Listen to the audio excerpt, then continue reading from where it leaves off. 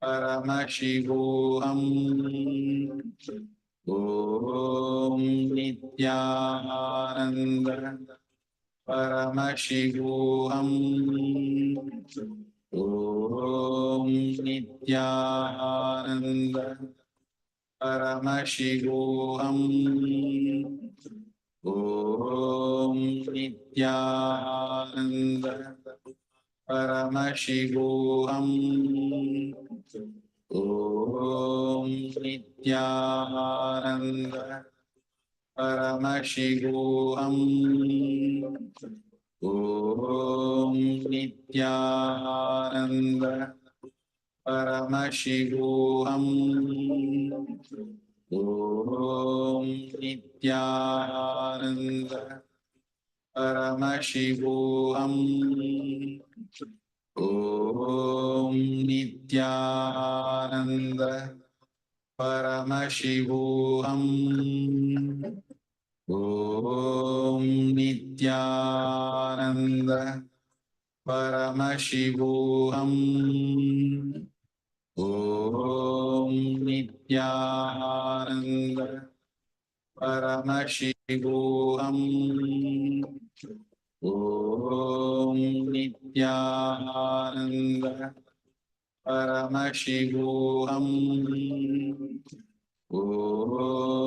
Nityananda Paramashivoham Om Nityananda Paramashivoham Om Nityananda Paramashivoham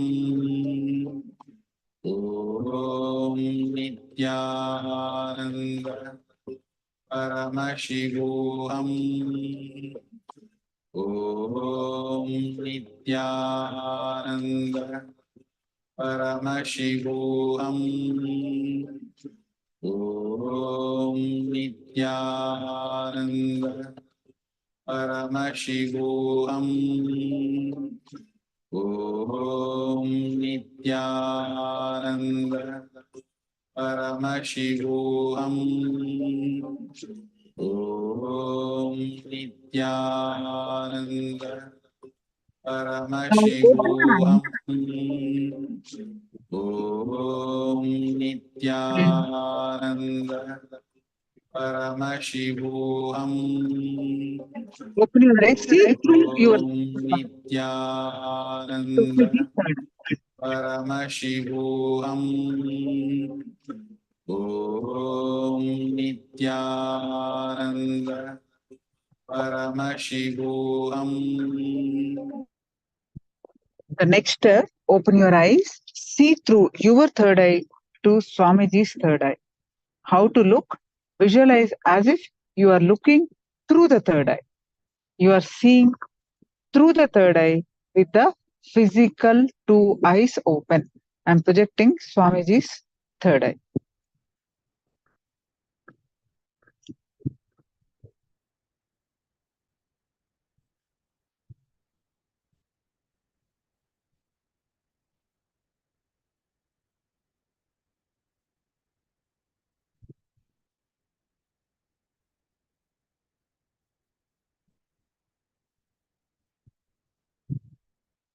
Om Nityananda Paramashivoham Om Nityananda Paramashivoham Om Nityananda Paramashivoham Om Nityananda Paramashivoham Om Nityananda Paramashivoham Om Nityananda Paramashivoham Om Nityananda Paramashivoham Om Nityananda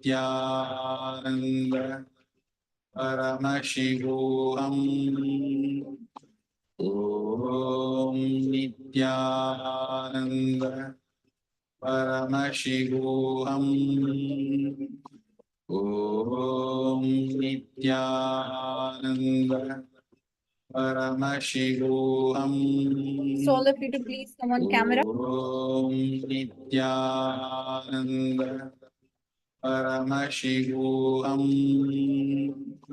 Om Nityananda Paramashivoham Om Nityananda Paramashivoham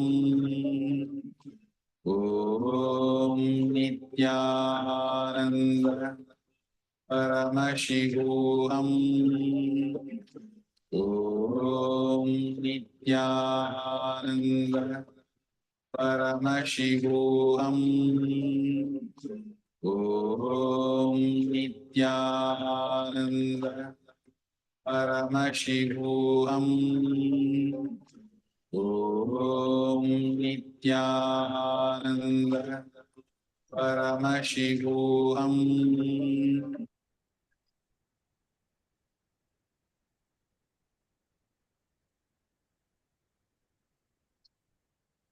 Now relax.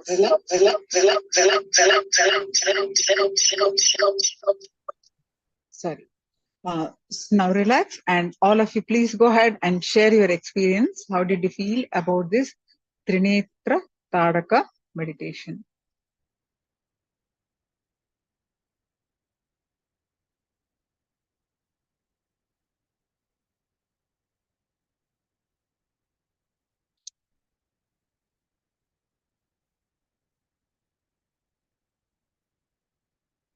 Rajwan, how did you feel about this meditation?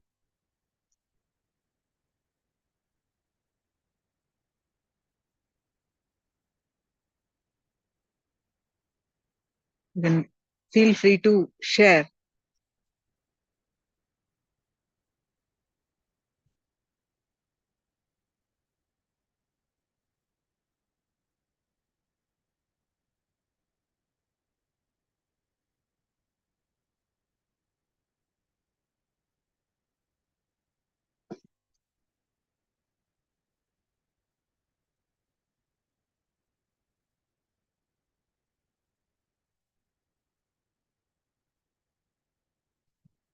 So,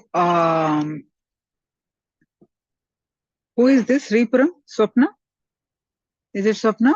When I close the eyes, different thoughts come in. Is Swapna or Geeta who is typing? Geeta. Yeah. So, Geeta. That's the nature of their thoughts. That is what we are working on. Right? That uncontrollable thoughts that comes. Nobody is exception. Unless you put your effort to reduce manageable.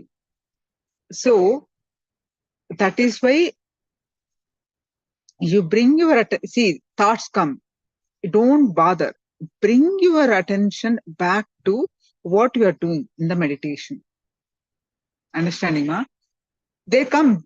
Don't go by that. See that some thought comes. Don't know what is my son doing. Is he sleeping? What if suddenly gets up? Suddenly he may be afraid. You're getting no? This kind of thoughts about your son, your kids, you're getting. So don't entertain that. Let it come. Don't add something more to it. Just let it come. You just witness. Okay. Let it come. Let it go.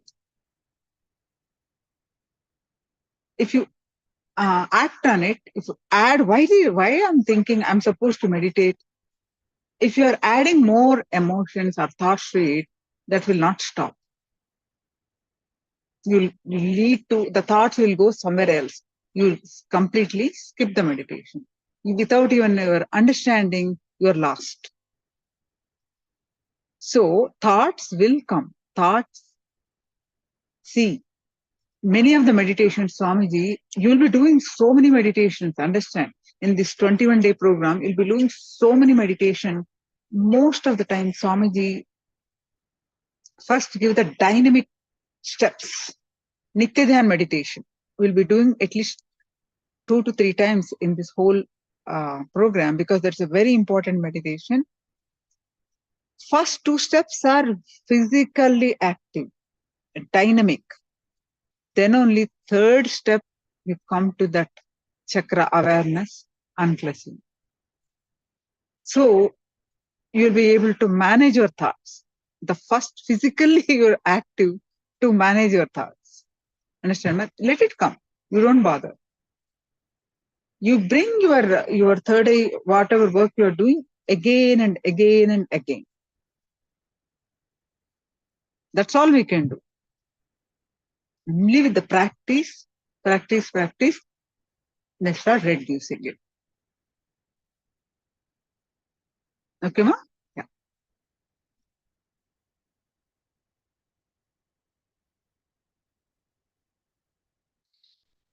Rajwan, I see only black when I close eyes. Yes. Right now we are not doing power manifestation. So naturally, it's a meditation that we did.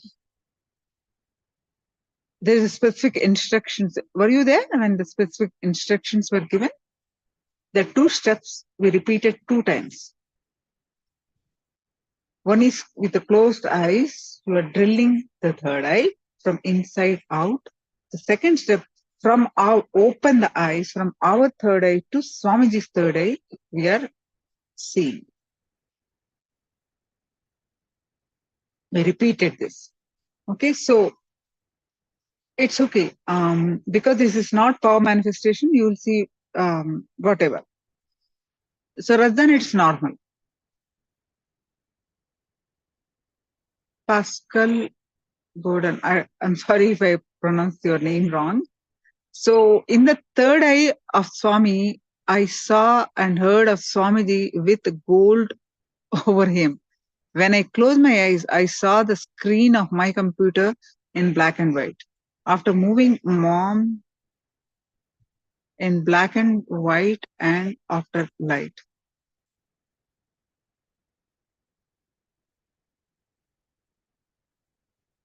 In the forms, okay. All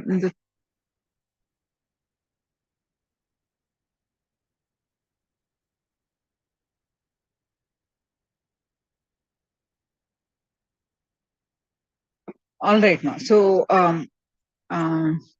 okay. All right now. That's okay.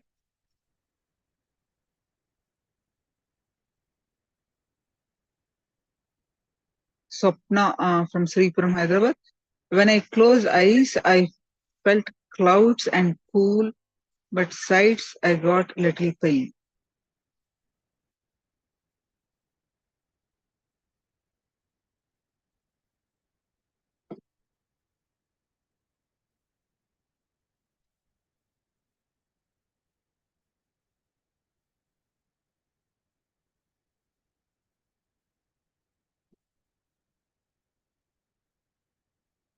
So basically, you are literally drilling to open your third.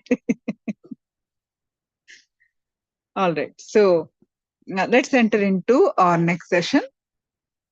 Any questions? If you want to ask, you can ask me. So we'll be entering into our next session.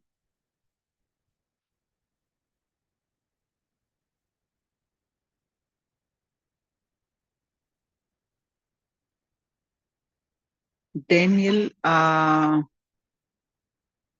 Chenko. Wonderful. Welcome to this program. We are just actually halfway through the program, but still not. We are having introduction after introduction after introduction. We just finished one meditation.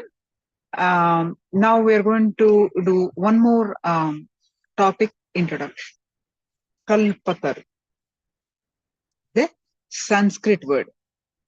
So what does it mean? What is Kalpataru means is, a literal meaning is a wish fulfilling tree. Kalpataru is what? a wish-fulfilling truth. So, we are all under the kalpataru of the cosmos to manifest whatever we want as reality.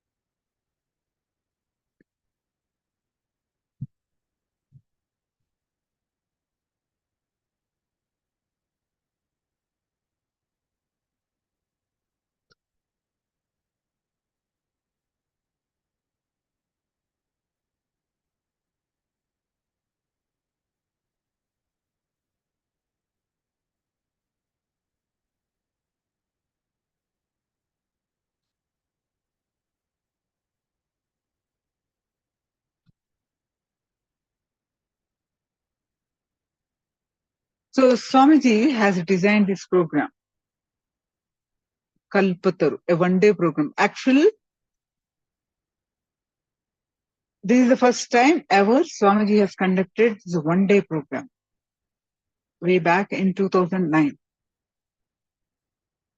So basically, to awaken the Kundalini Shakti, any program, whether it's a Paramashivoham program, Inner Awakening program, Nityanandam program, or one-day program, 4-day program, 1-year program, or permanent resident, it is all to awaken our Kundalini Shakti.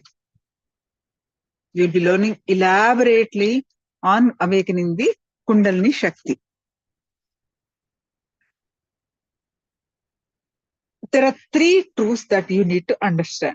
3 truths. First one is whatever that you are seeking in your life, you are actually seeking inner fulfillment. You name it. I am busy building my business, building my career.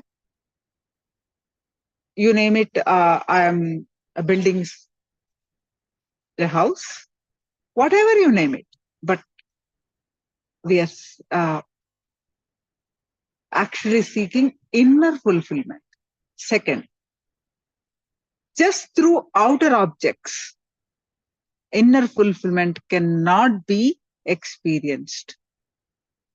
Third, when you seek fulfillment inside through inner research and meditation, the energy that is awakened not only brings inner fulfillment, it also brings the outer world objects. So I just want to ask you, how many of you catch this? Outer world objects that you are seeking after, towards you.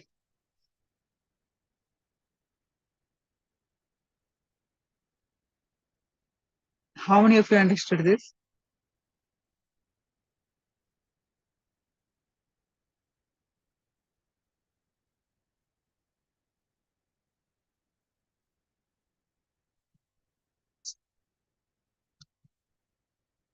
Daniel, you understood?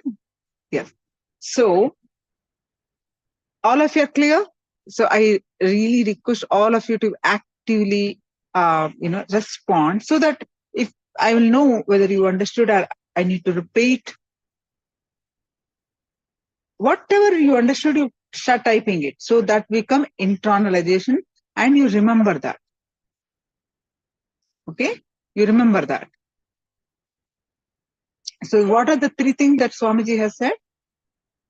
Whatever you are doing, whether you are making money or building a career or, all that outward things that you are doing, you're seeking the inner fulfillment. That's the first truth. Second, what Swamiji said is just through outer objects, inner fulfillment cannot be experienced. That's the second truth. The third truth is, then I want this, I want that, right? We want to. We have desires. That the third truth is, when you seek fulfillment inside through inner research and meditation, that means if you hold the inner space, when you work on your inner space, later you'll be learning the same thing as when you work on your consciousness. Your inner space, Chidakasha, is the Mahakasha, the same thing. I'm not going to use the later you'll be learning this in a bigger way, but first understand in the most basic concepts I'm sharing with you. When you seek fulfillment inside through inner research and meditation, like say, now Magita asked, I'm getting thought when doing the meditation, right? So when you're constantly working again and again and again, that is you're working on your inner research. So when you constantly work to fix your inner space,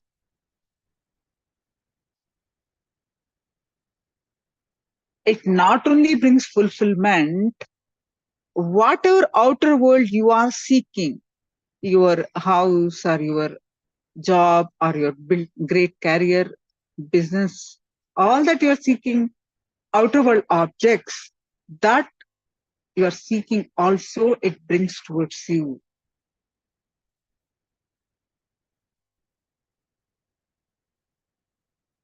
So how to seek that inner fulfillment? To manifest anything that we want is awakening the Kundalini Shakti. When you awaken the Kundalini Shakti, it is like a kalpataru. Anything that you put in that inner space will be manifested.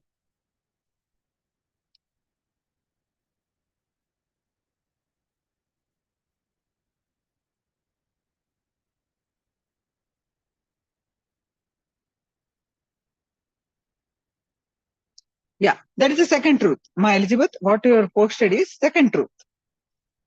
3 levels Swamiji said. The inner fulfillment, whatever we are trying to do outside world, inner fulfillment is what we are seeking.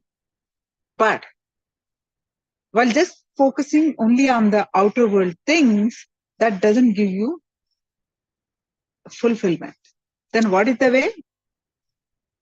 The way is when you focus on inner fulfillment, the inner research, again and again and again, then you not only get the fulfillment, whatever you're seeking outside world, you will get it.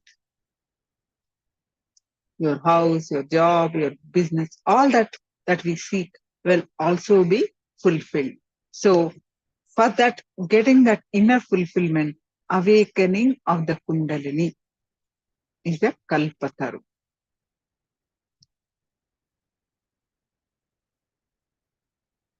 Let me expand on this a little more.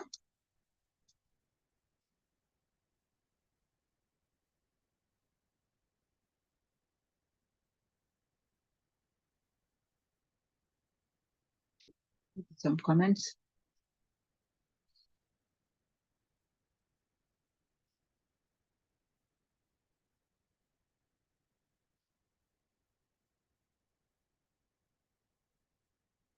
Yes, Elizabeth, correct. When you focus on your inner fulfillment, then what you are seeking on the outside, you will receive that. Perfect.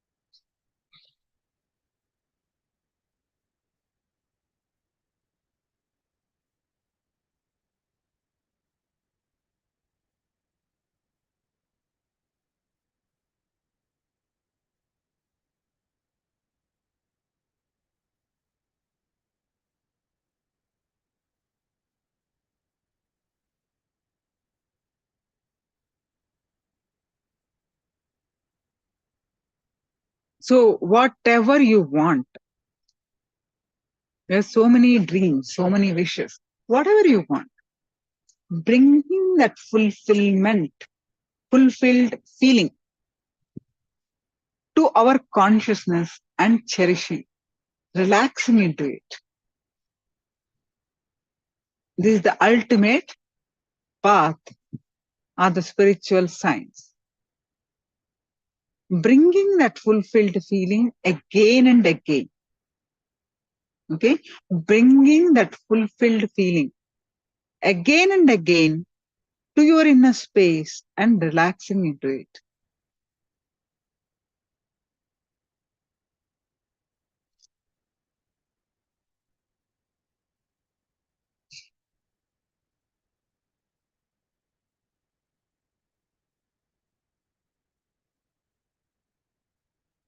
So now,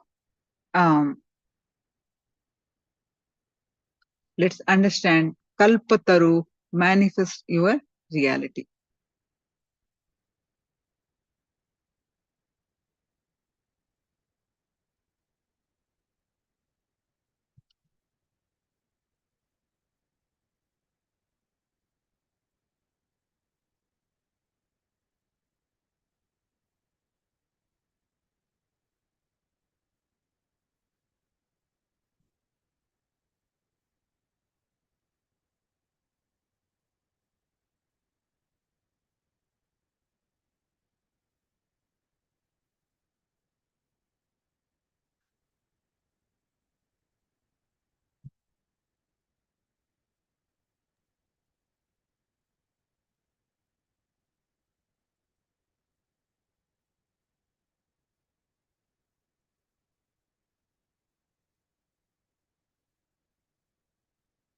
I want you to be intense, be aware, because even if you miss one statement, you may miss the whole essence. You may miss the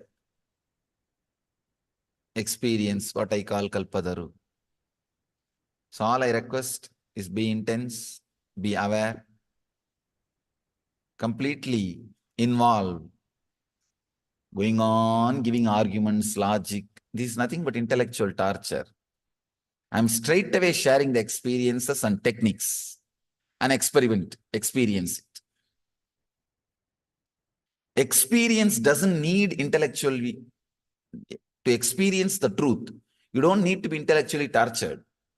But we are not convinced. We don't want to settle down. We don't want to relax. We don't want to connect. Then nothing else can be done. I have to go on using all kinds of words. I'll straight away present simple truths. Internalize it and start meditating.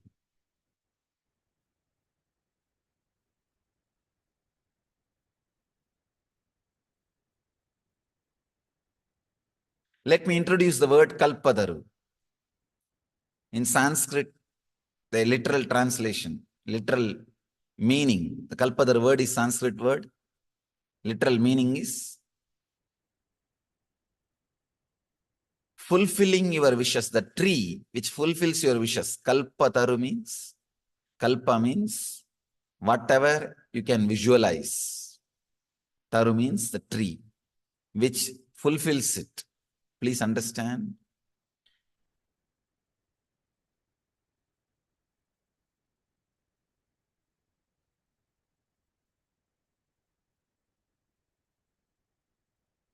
Fulfilling does not mean giving. There is a subtle difference. Many times, giving does not gives you fulfillment. If your desire is given, what you asked is given, the fulfillment doesn't happen. What for you asked, if that is provided, only then fulfillment happens.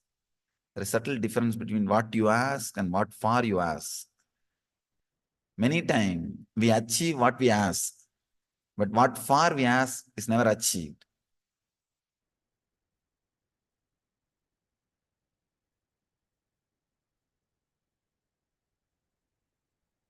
I've seen people going through the depression of success.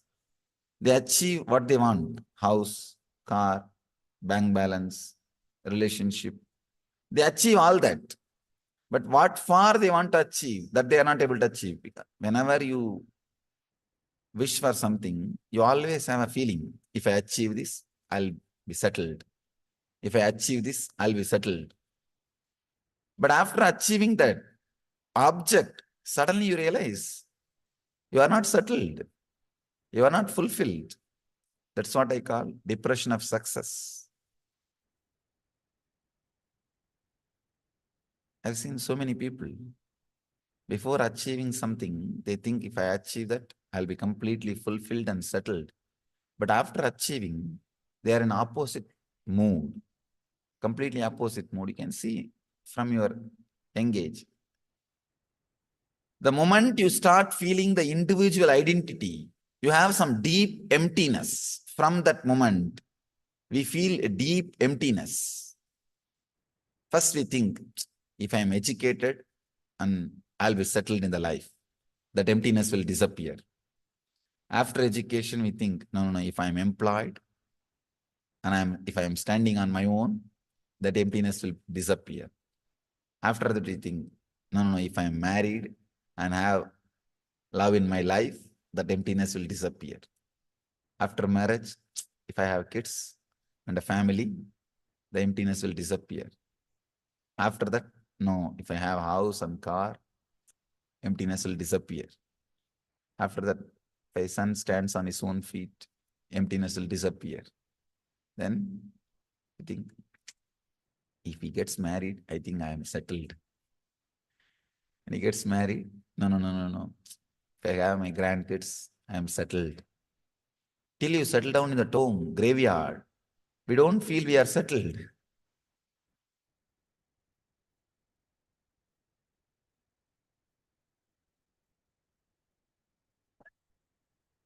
That emptiness, which starts the moment you feel the individual identity, continues to drive your life crazy. It is continuously driving your life crazy. The big problem is, whatever people tell, you believe and start doing it. If somebody says, with money, that emptiness will disappear, you run behind money. If somebody says, no, with good relationships, that emptiness will disappear, you start running behind. If somebody says, no, if you have a position in the society and security, the emptiness will disappear. Big problem is, you are running behind the goals set by the people who themselves have not experienced the fulfillment. They themselves have not experienced the fulfillment, but they are setting the goal. You are running behind that goal. That is what we call Maya.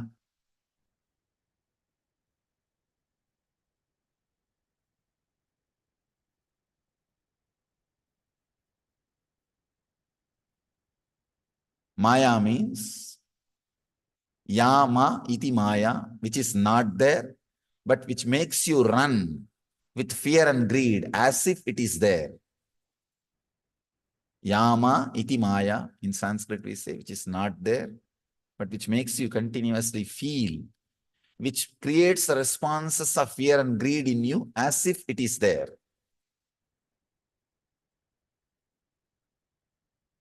We are running behind the goals set by the people who have not experienced fulfillment by themselves.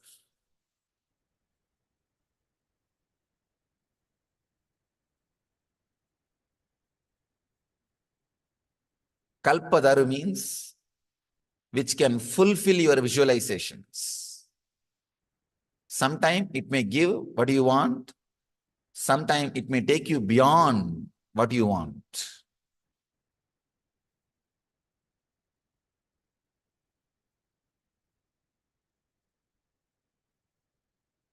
Fulfillment.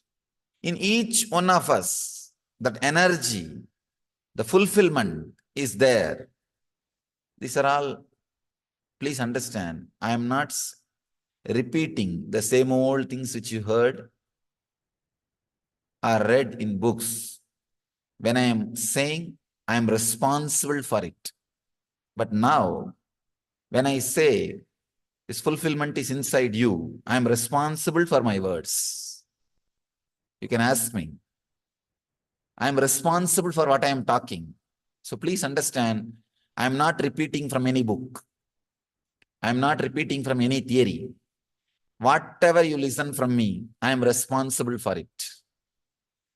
You can take, you can very clearly understand, I am responsible for what I am talking. The fulfillment is inside you. It is there. And we have experienced. Even now, rarely we experience. One big problem is, human beings, when they walk, they leave their footprint. The birds don't leave their footprint. Same way, suffering leaves samskara, engram, memory in you. But fulfillment, which you experience in your life, rarely doesn't leave footprint, doesn't leave any memory inside you. That is why you don't remember the moments when you experienced fulfillment.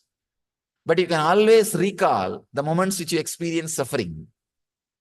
The painful moments you can always recall and remember, recollect, cherish. That's what we are doing whole day. Whole day we are doing that only. Constantly we bring our past back. Actually, if you have any problem directly, any pain, suffering, we are very comfortable with the present moment. We think, oh, life is going as it should be. If nothing is there, if everything goes well, we feel empty and lonely. First thing, oh, if everything is going smooth today, tomorrow it is going to be a very bad day. That's our mind.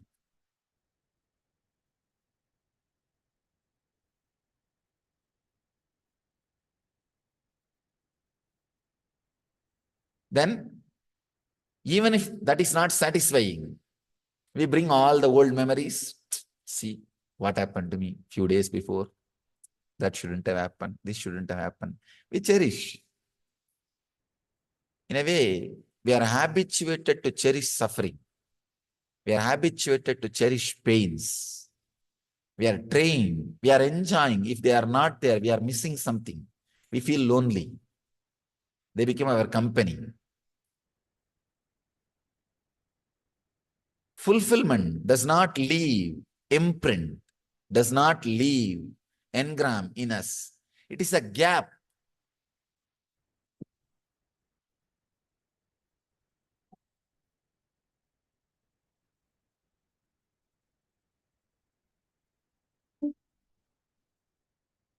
See, if your mind is a shaft, it's a continuous chain. Fulfillment is the moment where there is a gap. So that you can't recall the gaps. You can't remember gaps. You can't cherish the gaps. That is why we remember only the pains, sufferings. We are not able to recall, relish, enjoy, cherish the blissful moments, fulfilled moments.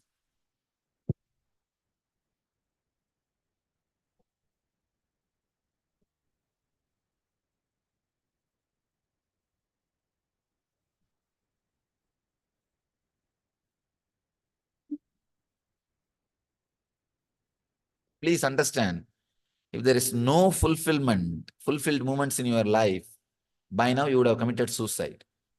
There are moments where you are fulfilled, you are relaxed, you are settled. Only thing, your mind doesn't allow you to remember it, recall it. And another one big problem is, the fulfillment happens in you as an accident.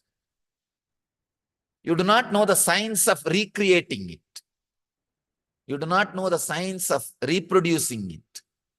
It happens as an accident. Sometime you are working for this, suddenly something else happens and you feel fulfilled. You don't know why it happened. You don't know the chemistry of fulfillment. All I am trying to share with you in this one day is chemistry of fulfillment, the science of fulfillment, where you can bring this moment of fulfillment again and again at your wish.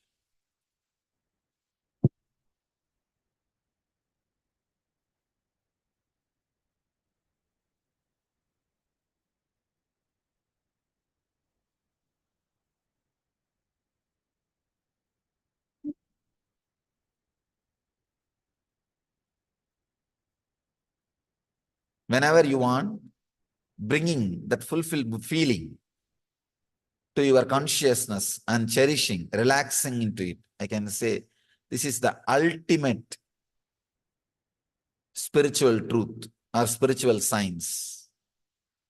Bringing that fulfilled feeling again and again to your inner space and relaxing into it.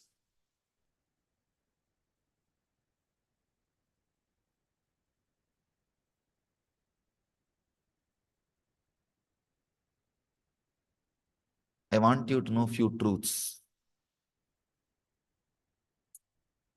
First thing, whatever you are seeking in your life, whether it is money, name and fame, or position, or power, or love, whatever it may be, you are traveling towards fulfillment. It's a fulfillment you are seeking. Beautifully, Chandogya Upanishad says, wife is not loved just because she's a wife. Husband is not respected just because he's husband. There is something more they are adding to your life. Because of that, they are respected. She adds love. He adds security. That's the reason they are respected and loved. If that love and respect, love and secure feeling, if that is not added, naturally you don't respect, you don't love that person. The relationship breaks. Money also. Money gives you more freedom, more choices. You can choose between sufferings. With poverty, you don't have choice. Your suffering is restricted. With money, you have more choice of sufferings. You can choose between many suffering. Anything you love, anything you want, expands you, gives you more freedom, gives you more choice, gives you more possibility. That is the reason you are behind it. So anything you ask, anything you want, directly, indirectly, it leads you to fulfillment.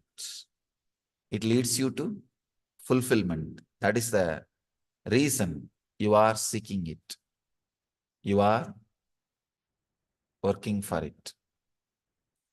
First truth, whatever you may seek, you are behind fulfillment, directly or indirectly.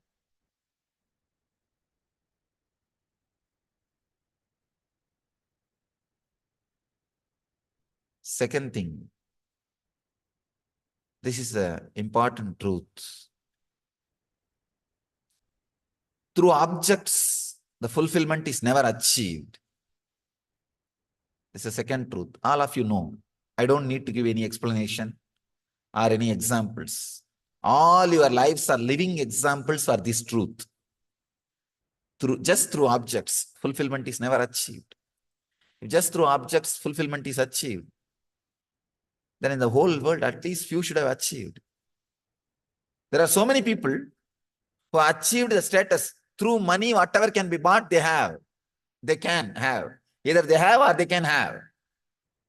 Through money, whatever can be achieved, either they have or they can have.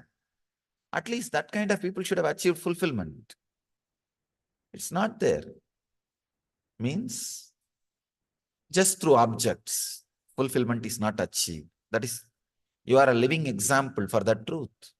Almost everyone is living example for that truth.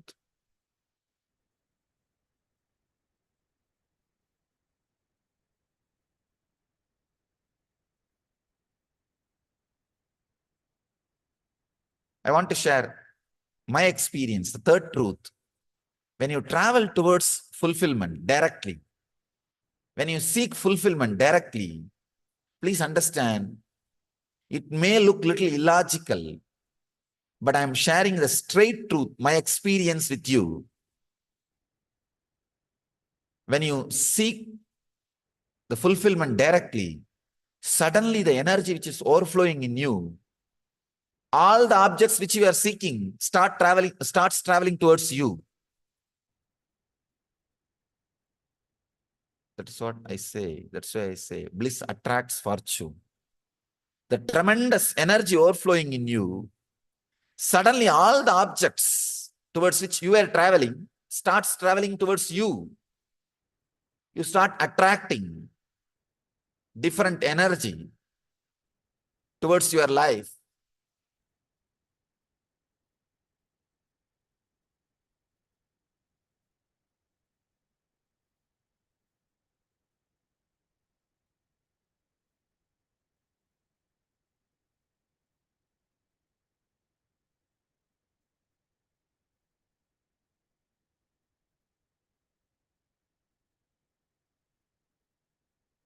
See, usually if you are depressed, if you are filled with sympathy, self-pity, suddenly you will see you will be attracting the people who are abusing you, who are disturbing you, disrespecting you. You will be attracting situations, everything very abusive, very disrespectful.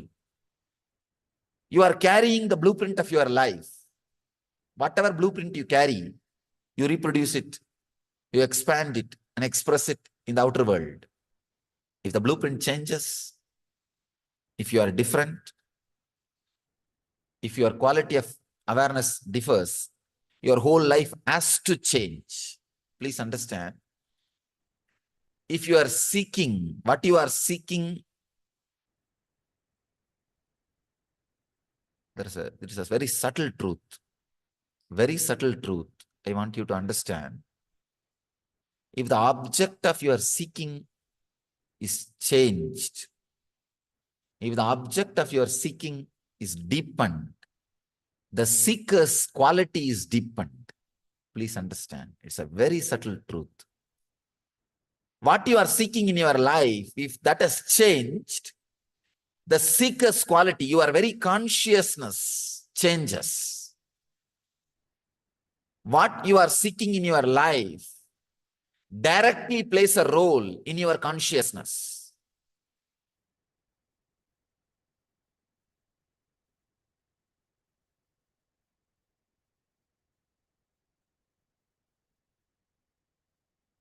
I have seen if people have become spiritual seekers, suddenly wealth accumulates around them.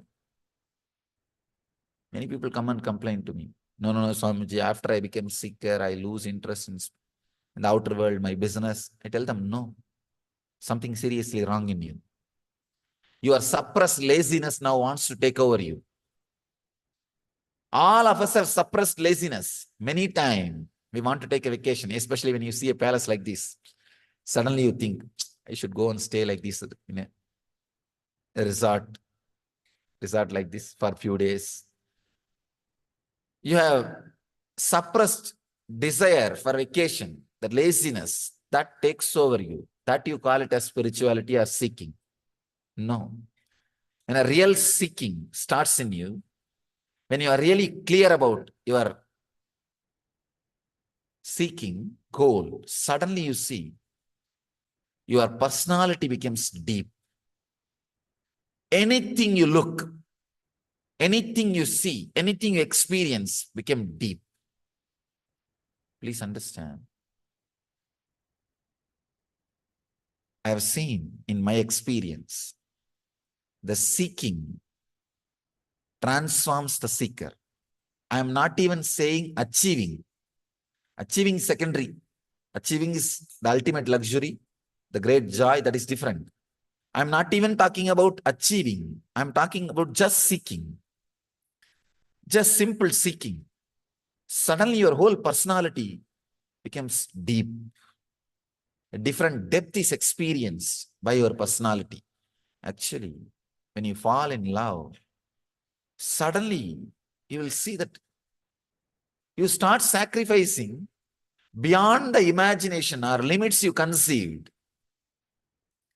Lover, beloved, is a person who awakens the sacrifice dimension which is inside you but which is not known to you. Who awakens that dimension is a beloved. Same way, master is a person who awakens the seeking dimensions which is inside you, which is not known to you. When the dimension is awakened, suddenly you see you are totally different. Your consciousness is different.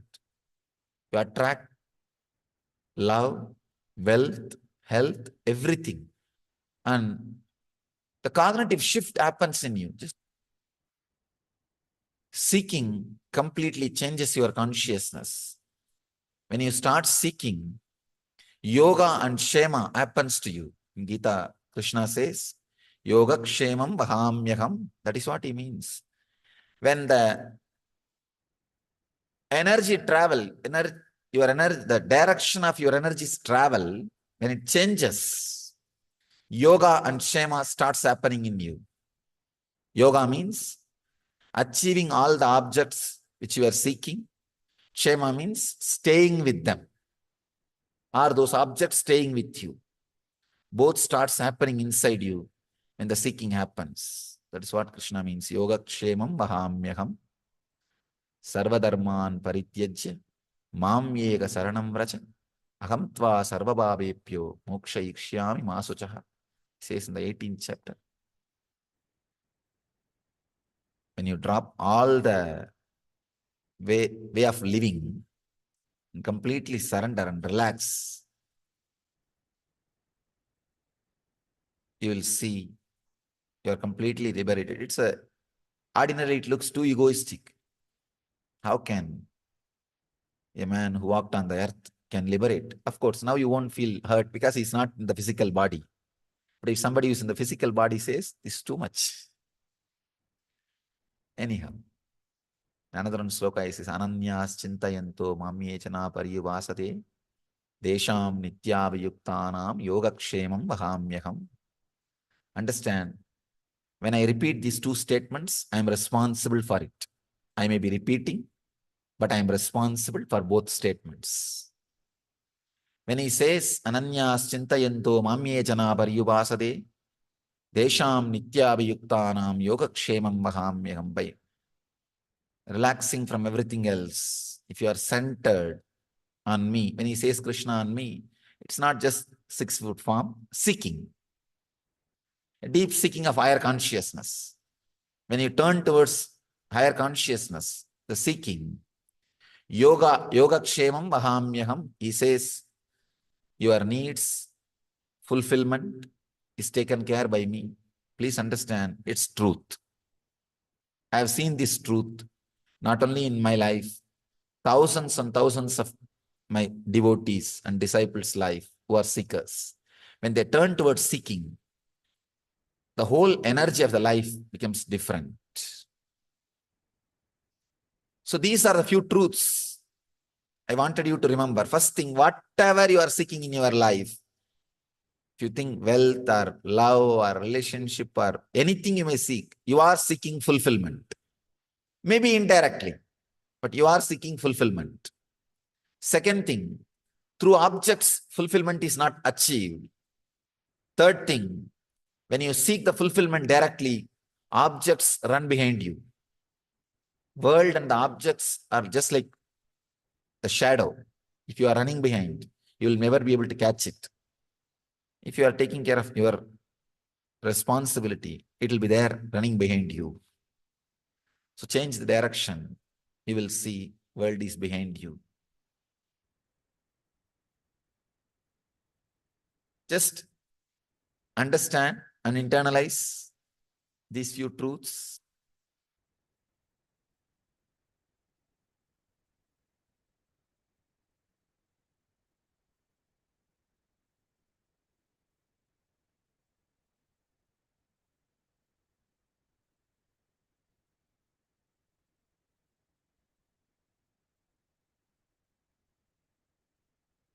If a seeker has a tremendous pull towards his goal, as you said, he or she would sacrifice anything beyond imagination to achieve his or her goal.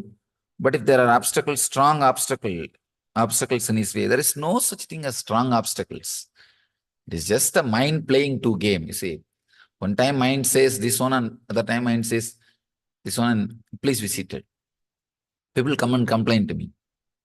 Swamiji, in all spiritual organizations, so much politics is there. In your organization also politics is there. What to do? I tell them, to create politics, you don't need two people. One person is enough. Morning you will be in one mood, evening you will be in another mood. So politics between himself. See, what he does morning, evening will be contradicting. So to create politics, you don't need two person. One person is enough. So anywhere single individual is there, politics will be there. So already moon politics started. Already in moon, politics has started. So understand, to do politics, you don't need two person. It's the internal politics. So even this question is related to that only. Morning, your mind says something is important in your life, and evening, your mind says something else is important. That is what you call obstacles. There is no such thing as obstacles. There is no such thing as obstacles. It is your priority. That's all. And your emotional strength to fulfill your priority. Emotional readiness to live your priority. That's all is the. Otherwise, there is no obstacle. Obstacle word is just, there are so many words, meaningless, but commonly given meaning because of our hypocrisy. Same, the gap between the efficiency and victory, achievement. There is no gap. Because of our hypocrisy, we don't want to believe we don't have efficiency. We know we have not achieved the result, but we don't want to believe we don't have, we are the responsible for it. So we always say, no, no, no, for my efficiency, for my skills, I should have been somewhere. God has punished me. All these are usual statements we use to hide our inefficiency. So these words like gap between the efficiency and success and these obstacles, all these words are just meaningless.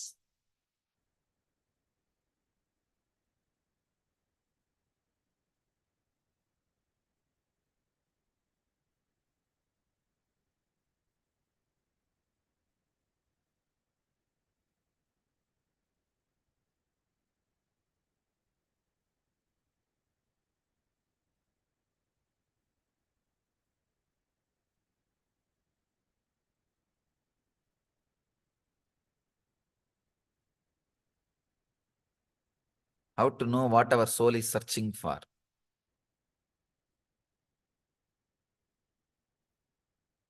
Please understand, anything you seek,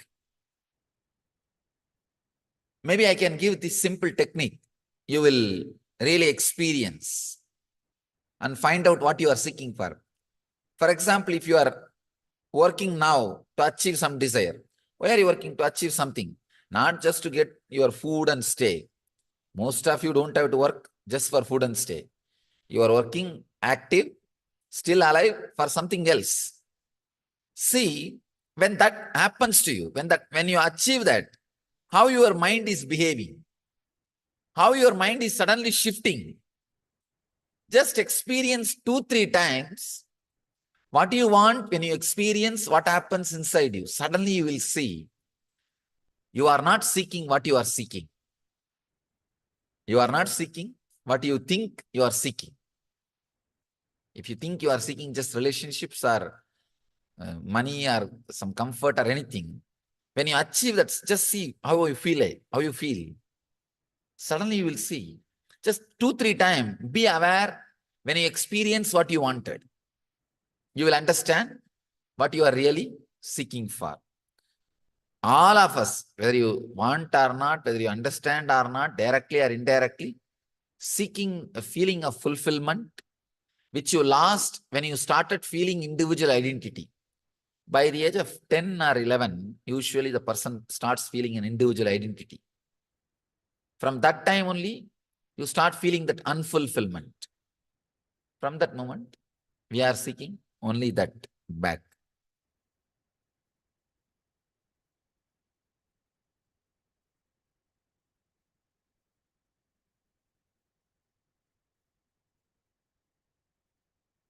So many times I see the same kind of disturbing situations come in my life. Means you are carrying the blueprint of that. Straight away you are responsible. Nobody else is responsible. If it's an accident, even for accident, we are only responsible. To tell you honestly, even for accident, we attract accidents. Please understand. I am not insensitive towards your suffering. I am not talking irresponsibly. I am talking responsibly, even your accidents, you are attracting. You may say, how can it be, Swamiji? I was driving in the right lane, that fellow came and dashed.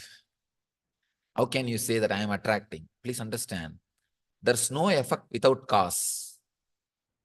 There can't be anything without your silent permission. In the inner space, all of us, see, whenever after a certain incident, the result is liked by you, you call it as miracle and you are responsible. If that aftermath is not as you feel comfortable or connected or happy, then you say it is accident and you are not responsible. That's a drama we play. It's just hypocrisy. Whether you like or not, understand or not, it's a very deep but truth. Even your accidents, we attract. We attract our accidents. I can quote many incidents. In the one incident, can quote many times. You would have heard from this from me, because I'm seeing 70% are regular devotees. Only 30% I'm seeing new faces. But at least for the 30%, I'll repeat this incident. It's happened in USA. A 4 or 5-year-old child was brought to me for autism to heal. Child was having autism. So they brought the kid to heal. He was born and brought up in Telugu family, settled in USA. They brought the child and they asked me, Swamiji, please heal the child. He's suffering. He can't talk. And disturbed child. I put my hand on the head and started healing. The moment the energy started entering his system, he started speaking straight away in Tamil, not even in Telugu. They say, impossible, Swamiji. The whole family says, none of us know Tamil. Neither our relatives or none of us know Tamil. And he is very clearly speaking. First of all, he can't speak. He's speaking in Tamil. He says, in singular, he said, not even with respect. Remove your hand. He told me in Tamil, Kaiye edra. In singular. I was shocked. I was really shocked. First thing, I was shocked because he was able to speak. Second thing, he's speaking a very clear, fluent Tamil. And in singular. I was shocked. I thought maybe he's possessed some spirit or ghost. Even then, usually spirits don't stand in front of an enlightened energy. I was completely taken aback and I asked, who is speaking? May I know? That guy said, don't you understand? I am the owner of this body. Don't think I am ghost or some spirit. I am owner of this body. I am speaking. Remove your hand. First remove the hand and then we will talk. It was very strong. I said, why? Don't you understand? I am healing you. Why do you want me to remove the hand? He says, I don't want to be healed. I want to live like this. I was shocked.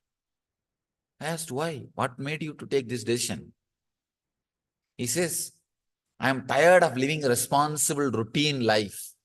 Taking bath, going to college, going to office, and I am tired of this responsible life. There is nothing.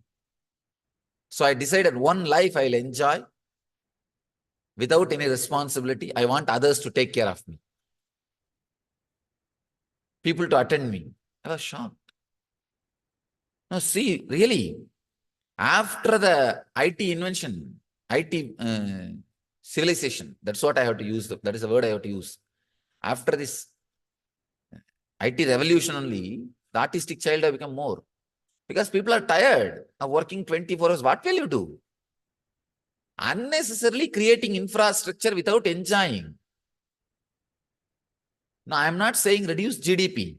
No. I am saying learn how to live also. You will actually be more productive, more creative, and you'll be enjoying also. I've seen these countries too much oriented towards working, those countries are suffering tremendously with the depression and this kind of kids.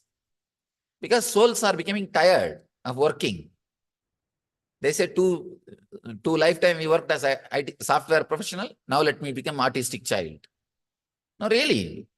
I don't want to work anymore. These kids are taking this kind of decision. Anyhow, if you understand little deep mystic truths, you may understand what I am saying. But the incident itself is truth. Please understand. The incident I am reporting as it happened, without mixing anything, without adding or reducing. I may be giving my commentary, my interpretation, but incident itself happened as it is. Let me finish the incident. Then I said, and then I asked him, all right, you wanted to rest and live an irresponsible life. Okay, but what about your parents? They are good people. They are suffering. Why did you take birth to them? They are very good people. He says, I took birth to this couple because they are very good people. They will take care of me. Somebody else may put me in some residential school or somewhere else. They may put me in some residential houses, homes, to be taken care. I know these people are good people. That's why I took birth in their family. Actually, usually, whatever you read intellectually, here as an intellectual truth, sometimes some incident will make that as a reality, experience. Some incident suddenly will make the truth as a click in your life. Something will click. You know, God, what that Swami said or what that book says is true. You will experience. Same way, I've read many places. You are authority of your life. You make decisions. All these things I have read. When you take birth, you choose your parents. All those things I've read in many Upanishads and books. Tell you honestly, I don't believe whatever I read. I may tell others to believe, but I don't believe. I don't believe. But when this happened, it was such a strong click for me. I know. Now I know experientially. Now whatever I am saying, you may not believe, but my experience, I have seen. When I remove the hand, again that fellow is dumb. He's not able to speak. Not only he is not speaking Tamil, he can't speak a single word. If I put the hand again on his head and ask any question, he answers. It's my experience. Shocking, mystical, but truth is very clear. When he speaks, very clearly he is uttering the words. Only thing he is uttering in a singular abusive language. Because he is very tired. Retired, he wants just retirement. Tired, want to retire, irritated, stressed, but doesn't know how to retire eternally. How to retire. So, instead of, for example, if I want to leave this space, I can just get up and walk. Instead, trying to commit suicide. Unnecessary. That's what the child has done. That's what the child has done. If he wants to rest, he can just relax by reducing the engrams, samskaras. But he doesn't know the technique. So he reduces the expression part. He reduces the possibilities of expression. Like taking birth as a physically or mentally handicapped child. Please understand, if you are also piling up stress and unable to handle the life in a balanced way, there is every chance you will take this kind of decisions. So don't wait to meditate. Don't wait to get rid of the stress. Don't wait to get rid of the emotional pains. Don't wait to heal yourself. It is time. Now, I'm not threatening you. I'm not threatening. I'm just sharing my experience. Anyhow, this incident taught me a great truth. Even if it is an accident, we are responsible. Many times, when people ask me, Swamiji, you say it's our karma, we are responsible. But how about kids having cancer? 5-6-year-old kids having cancer, having diseases. How can they be responsible? What sin they have committed? Now I know the answer. Now I know the answer. That incident was a real strong click. Very strong click. Whether you want or not, understand or not, we are responsible. We attract.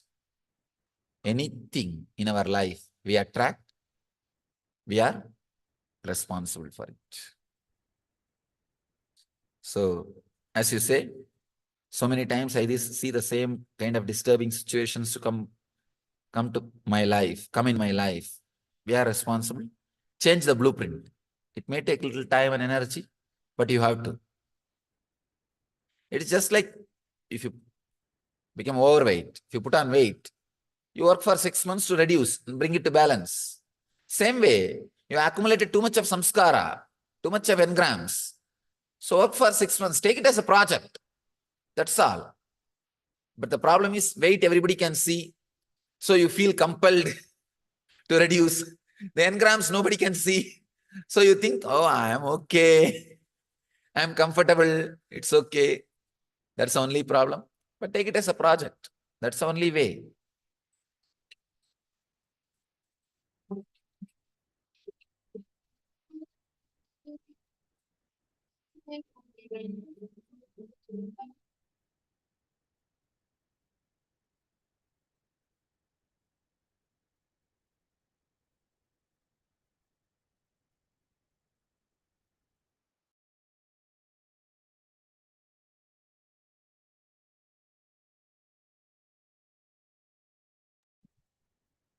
Yes, you can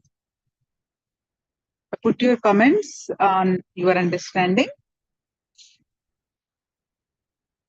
Now we're going to learn more on how awakening Kalpataru, the Kundalini awaken, manifest anything that we want. So for whatever you are understanding, can you please post it? Take a minute or two.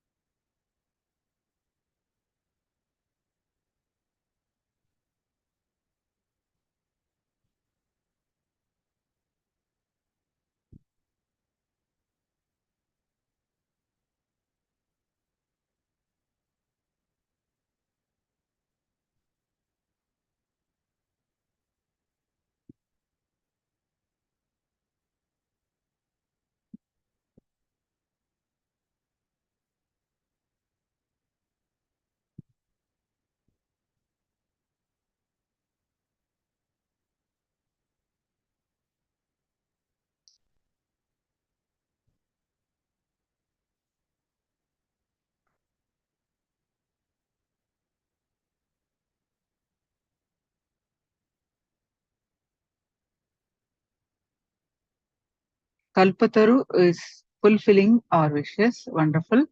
And Jayanti, we are responsible for whatever we manifested. Wonderful. So now we are going to learn about awakening the Kundalini, manifest the Kalpataru. So let's understand more details on this.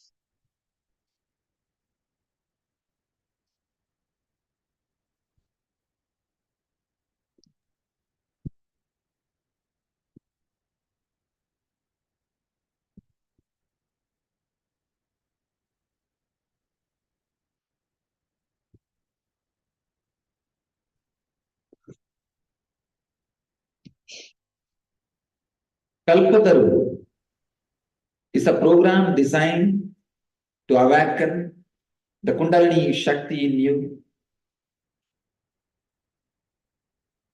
the inner potential energy, potential bioenergy. Patanjali, the father of yoga, calls it as Kundalini Shakti.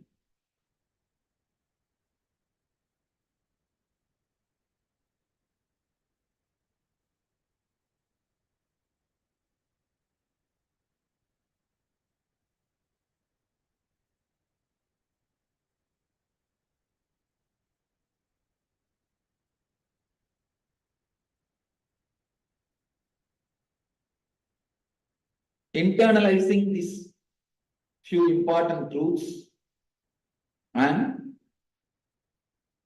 trying to experience it through a proper process will awaken the inner potential energy in you, the Kundalini Shakti in you. Try to internalize these few great truths. Just I'm trying to express the simple truths. I'm not giving you any technical knowledge or anything, just simple truths.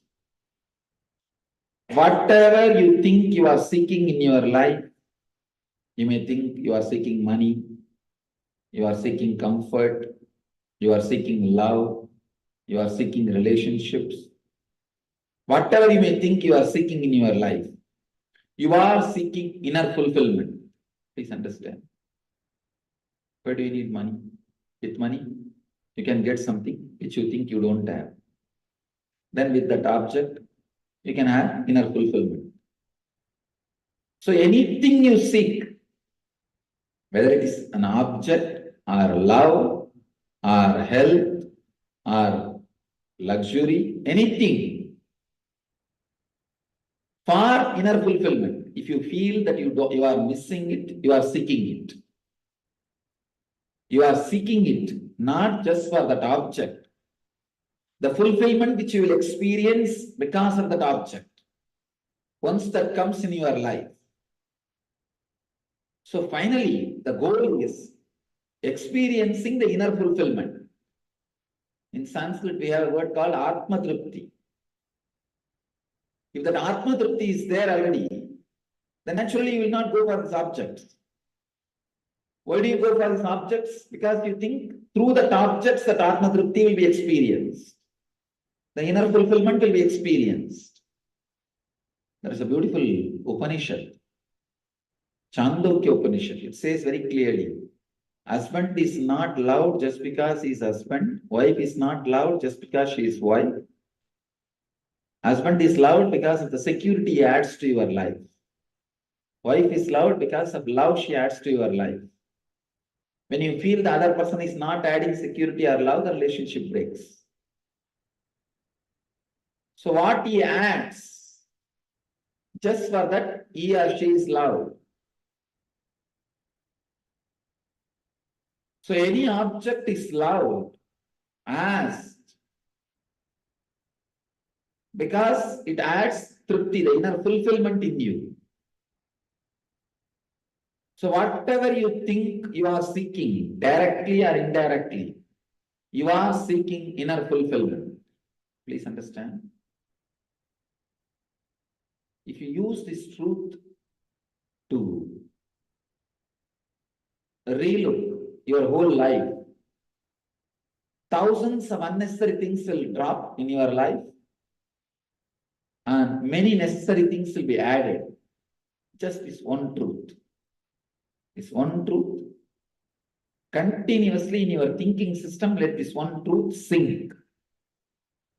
See, the truth which I uttered itself is not something new. You would have heard this, if you are born and brought up in India, you would have heard this at the age of 4 or before 4. What I am uttering is not new. All I am saying is, we have not allowed this truth to work on us. Start internalizing. Start letting the truth to work on you. You heard this truth in the young age itself, but you never allowed it to work on you. It's like taking shower with your clothes on. If you go and stand under the shower with your clothes on, the water will never touch your body. You will never have the complete benefit. We approach the truth with our clothes on. We never accepted the truth. We never internalized it. Just internalize this one truth. Continuously think. Whole day. Is all your decisions are aligned to this truth. Align all your decisions, all your thinking to this truth. What is it really I am seeking? What is the inner fulfillment I am seeking? Is the actions or the doings which I am doing, is it taking me towards it? or I am moving out of it? What is really happening in me? Just this one truth. Continuously internalize it. The first truth, this truth. Whatever you think you are seeking fulfillment, inner fulfillment.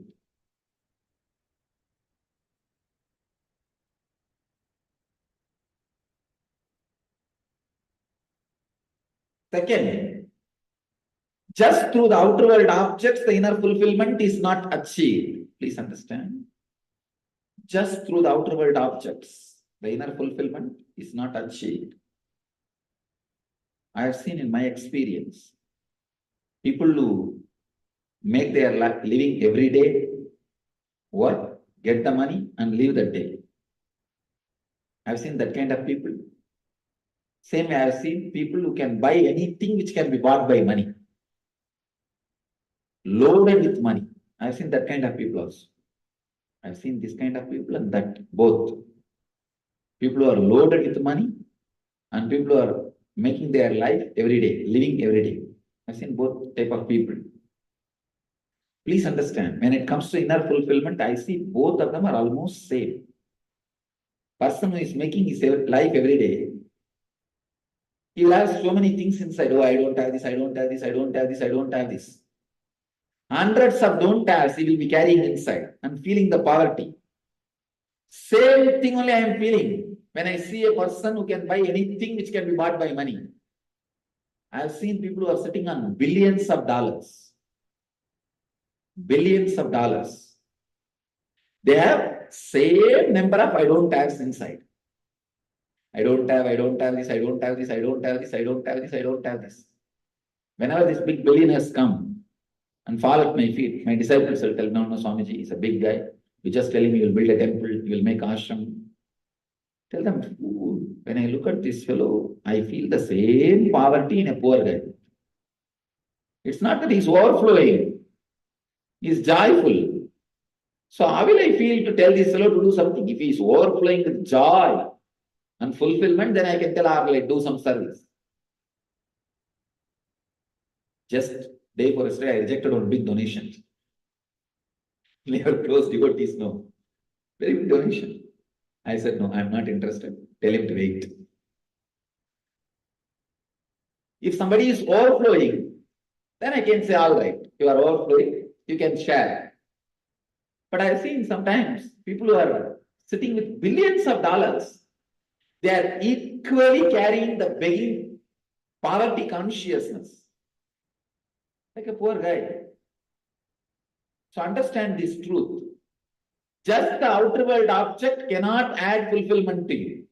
I am not against dollar, money, or house, or car, or bungalow. No, I am not against all those things. But be very clear. Car is useful for driving. House is useful for staying. Cart is useful for sleeping. But somehow unconsciously you always believe all these things put together will give you fulfillment. No. If you are expecting fulfillment from all these objects, it's like you try to expect coconut from mango tree.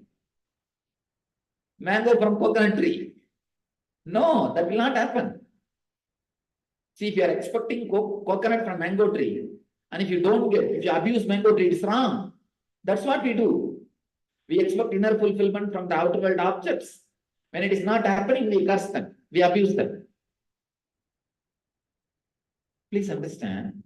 Outer world objects are not wrong. They are perfectly all right. For that purpose, when you expect all these things will give you fulfillment, means you are trying to expect, you are expecting something too much, more than what those objects can offer. Then when it's not happening, what will you do? You will start cursing. You will start abusing. You will start resisting. So please understand, just the outer world objects cannot give you inner fulfillment.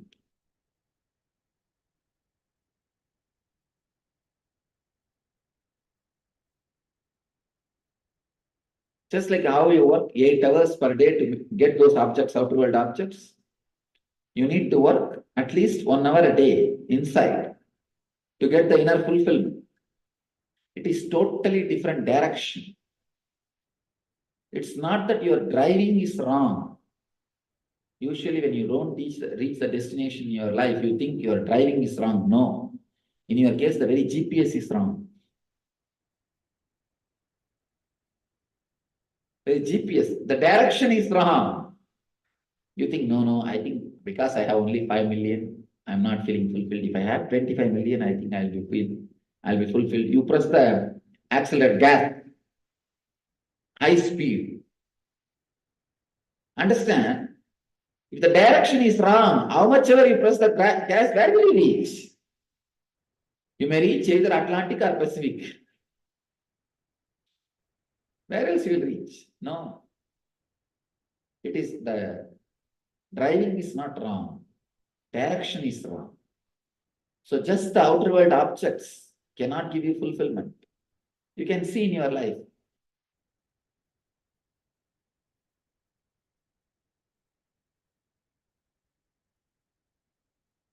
See, this unfulfilled feeling, that feeling of emptiness, vacuum, starts at the age of 40, when you physically get mature. Of course, in this country, less than 40, around 10 or 12.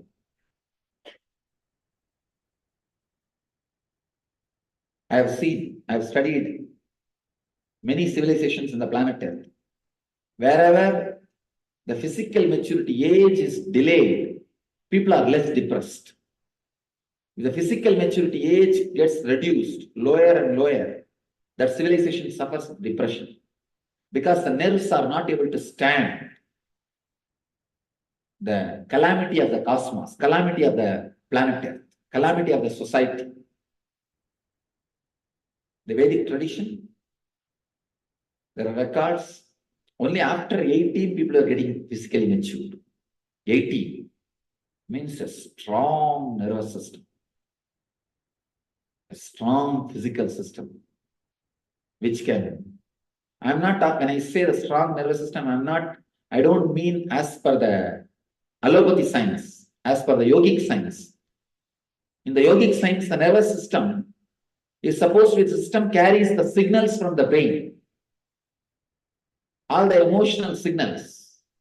Strong nervous system means ability to handle any emotional signal without getting unstable.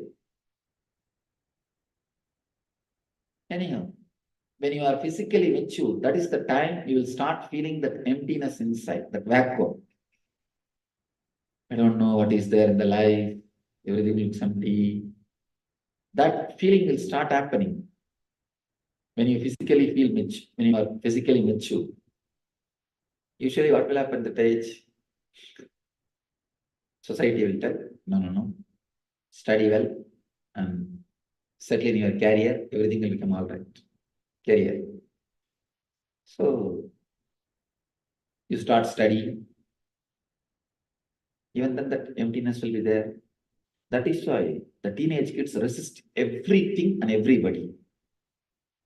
All they know is capital letter no. Tell them anything. They only know, no, I am not interested. You are bullying me.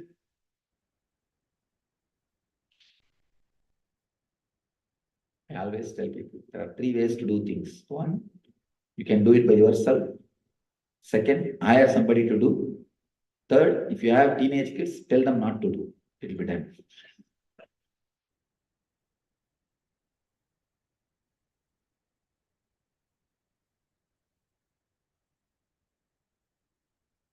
Anyhow, you study, then suddenly you feel, no. If I get a job and start my career, I'll feel my life settled. After you get your job and start your career, you feel, no. If I find my love in my life, life is settled. Once you find somebody and get married, if I have kids and start a family, my life is settled. Once you have a child, Now on house, car, and little bank balance, I think my life will be settled. Once you have a car, house, little bank balance, especially if you are Indian parents, no. If my son is studied, my life is settled. Once your son finishes his education, whatever is said and done, he gets married, my life is settled. Once he is married, whatever is said and done, if I have my grandkids, life is settled. Understand? Till you go and settle in the graveyard, life never gets settled. Because you are searching that feeling settled in wrong direction. That feeling of fulfillment, you are searching in wrong direction. The very direction is wrong. Please understand. Your driving is not wrong. The very direction is wrong. That is why every time you think you reached your destination, for example, you think, oh, if I'm married, life is settled. Once you get married, immediately your mind says, no, route is getting recalculated. It is not saying destination reached. It is saying route is getting recalculated. Because something is wrong with the direction. Something is wrong with the direction. Just the outward objects does not give you inner fulfillment. You need to work for it. Only then you will achieve the inner fulfillment. Third important truth. I am responsible for this truth. Please understand. When you seek fulfillment inside through meditation or some inner search, the energy which is awakened not only brings inner fulfillment. Please understand. Not only the energy brings fulfillment, it brings even the outer world objects which you are running behind towards you. People ask me usually when they listen to this, Swamiji, you mean to say, if I meditate, I will have more money? I'm saying yes.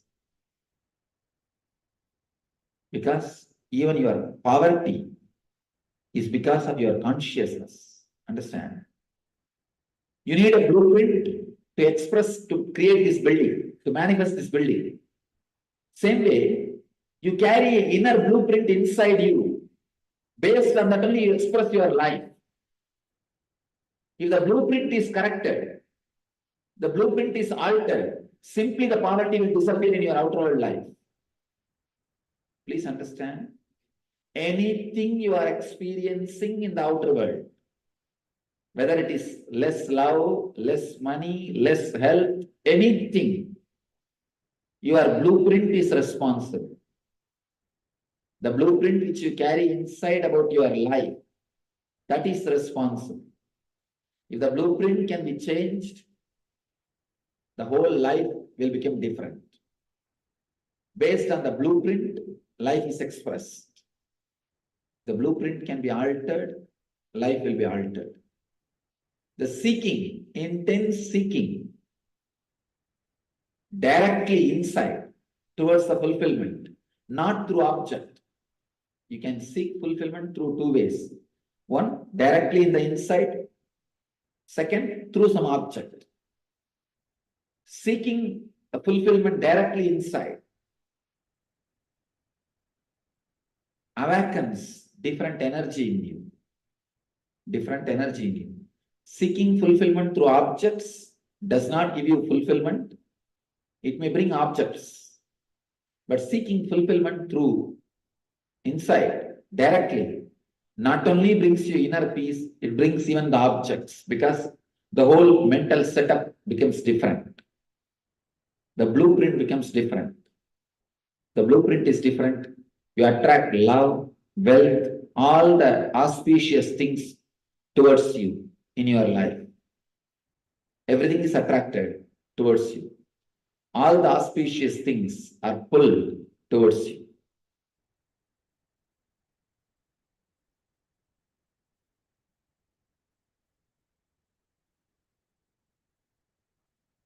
The next thing, how to seek.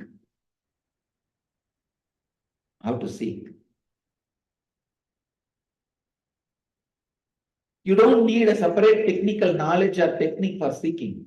Just the intense will that let me achieve fulfillment. That will is more than enough to awaken the seeking in you.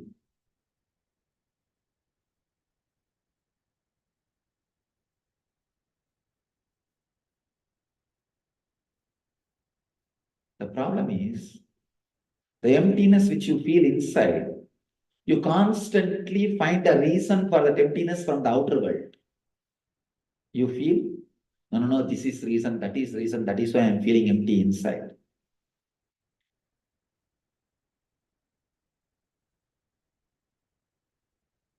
Whenever you associate a reason for your emptiness, that emptiness will become depression. Whenever you deal that emptiness directly, without adding any reason to it, it will become seeking and it will lead you to enlightenment.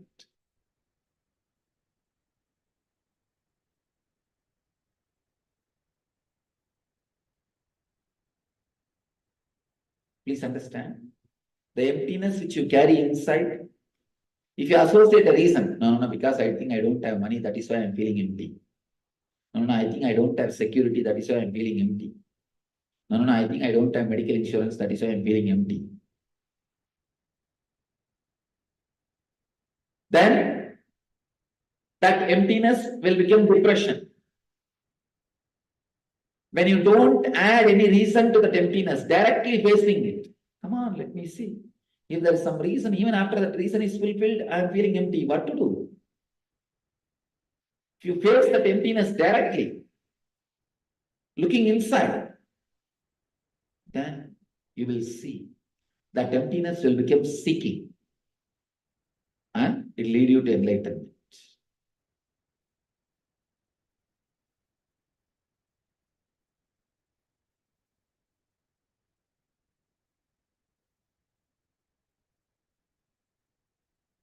Just allowing that emptiness to spread in your body or feeling that emptiness is enough, you will become enlightened. Just feeling that emptiness intensely without postponing. You always think, no. I think this emptiness will become all right after 1 year. I think I have not seen my daughter for last 6 months. That's why I'm feeling empty. No. If that happens, it will become all right. Who says, I'm okay, I'm all right. What is there? This postponing the emptiness is root of depression. Constantly keeping yourself entertained in something else by suppressing this emptiness leads to depression. Then naturally at one point you will suddenly see the emptiness is too much and you are not able to handle it. You will have that depression and panic attack or whatever. Mental disturbances you call it.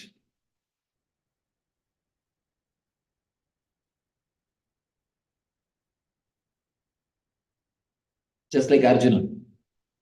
Arjuna also felt that emptiness at the young age. See, Arjuna and Krishna, both of them studied together. Both of them have started feeling that emptiness in a young age. There are beautiful records in Bhagavatam. Both of them are discussing about that emptiness. Fortunately, Krishna faced it directly.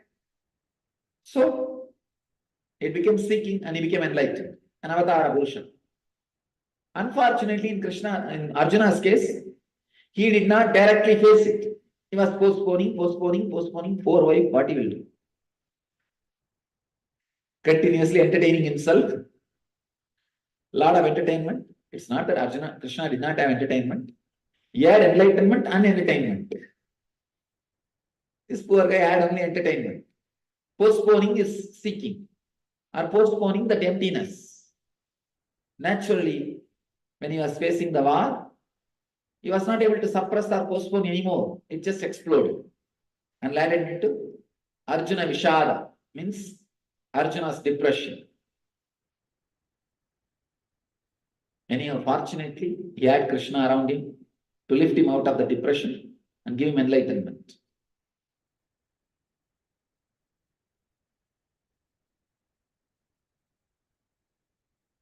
So be very clear.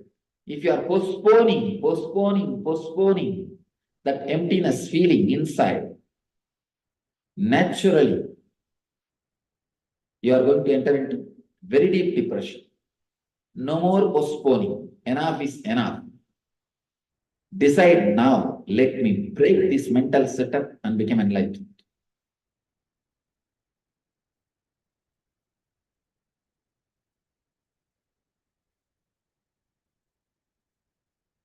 Your will can straightaway liberate you this moment. Let that will, let that sankalpa means strong decision, shake your whole body. When I say will, strong decision, your whole backbone should feel the decision. When you take some strong decision, you will see that your whole backbone will feel the chill or that heat. Means one part of the Kundalini Shakti is getting awakened. Understand? Whenever you read an intense spiritual book or make a strong conscious decision to meditate or even to do exercise, you will see the spine, kind of a current will pass through. Kind of a current will pass through. That current is what I call Kundalini Shakti. So if you can create a strong will now, let me break from this depression, emptiness and come out. Let me break from this mind and liberate myself. Let me achieve fulfillment once for all. Let that thought become the life in you. Let that thought penetrate your bones. Let that thought penetrate your blood. Let that thought fill you in every inch. Let that one thought, one will shake your whole being. You will see the Kundalini Shakti will be awakened now.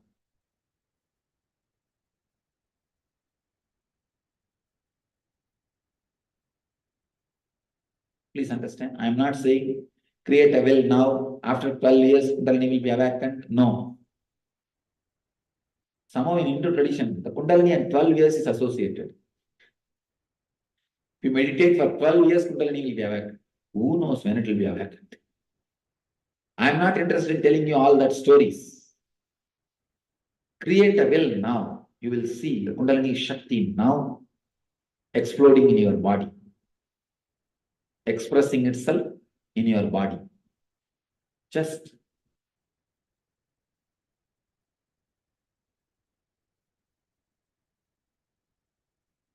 awakening. Ramakrishna says very beautifully.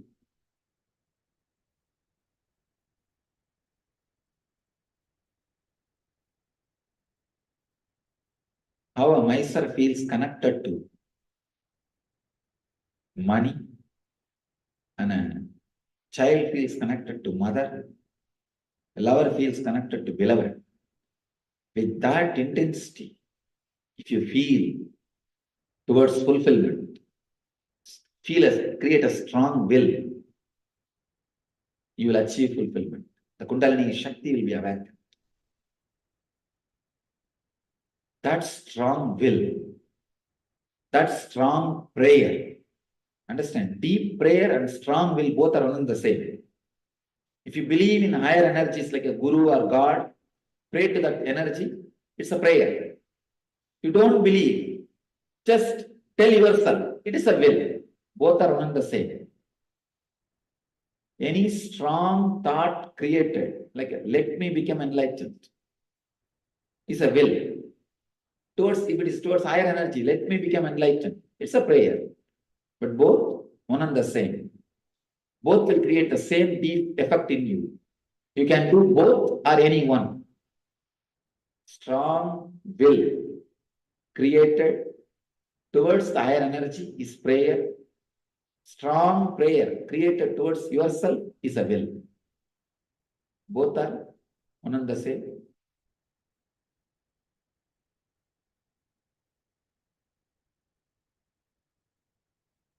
Just create very strong, deep prayer and will. Let me be fulfilled. Let me achieve fulfillment. It is enough. It is enough. Enough is enough. Let me break this mental setup, go beyond this mental setup and create a strong fulfillment.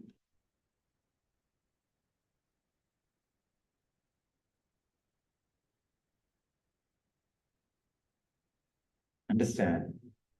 This one will can completely reorganize the way in which you live. Actually, all you need is not technique, seeking. With intense seeking, even the small actions you do will become meditation and lead you to enlightenment. Without seeking, even if you do meditation, it will be only ritual. I have seen people meditating. 5 minutes they'll do generator off. Generator off.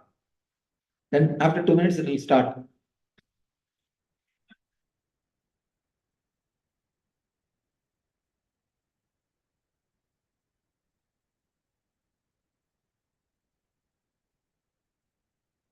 Without seeking, even if you do meditation, it will be only ritual.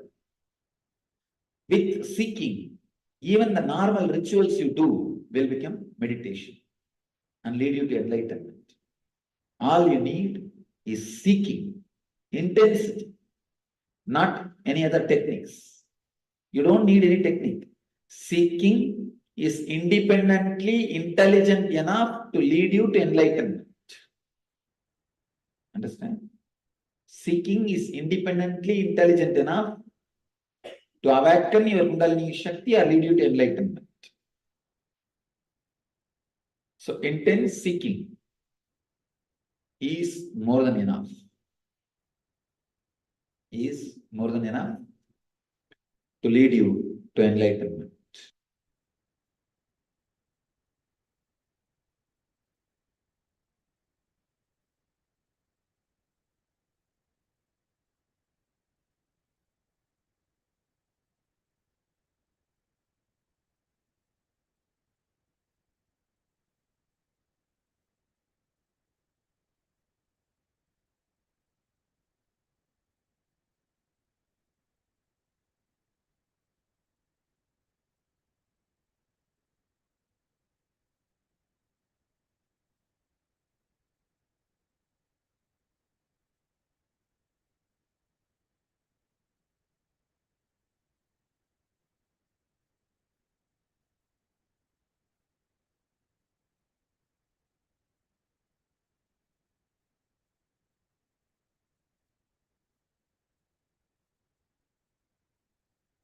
Now, next half an hour, let us internalize this truth through a meditation process.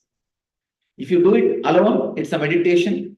If I am also sitting with you and making you do, it is process. When a master sits, please understand, I am not sitting outside, I am sitting inside. Or I can say, you are sitting inside me. So it is a process.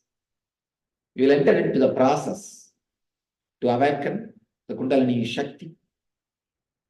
First step, create intense will and prayer. Let me become enlightened. Your whole backbone should feel that prayer. That one thought shaking your backbone. The one thought filling your whole body. That one thought filling your whole mind. Let me become enlightened. Let me be fulfilled. Let the Kundalini Shakti be awakened. This one thought, this one idea, fill your whole body and mind.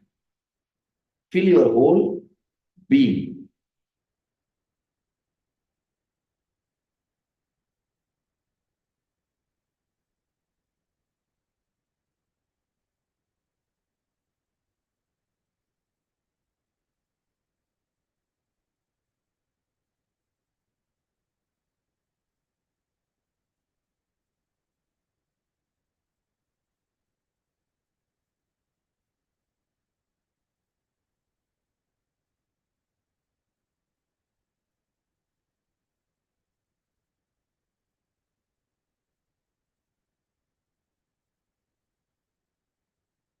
Second step, I'll guide you and awaken the Kundalini Shakti in you. I'll guide and awaken the Kundalini Shakti in you. Please understand,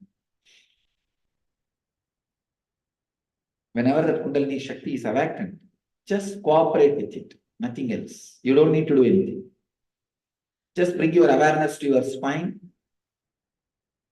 Anything happens from the lower spine to the up, from the root of the spine, the energy will move towards the upper direction, upper chakras, the crown. Just allow that energy flow. Whatever is happening, allow it. Don't be afraid. The only side of it will be joy and bliss, nothing else. People have sometimes weird ideas about Kundalini Yoga and Kundalini Shakti.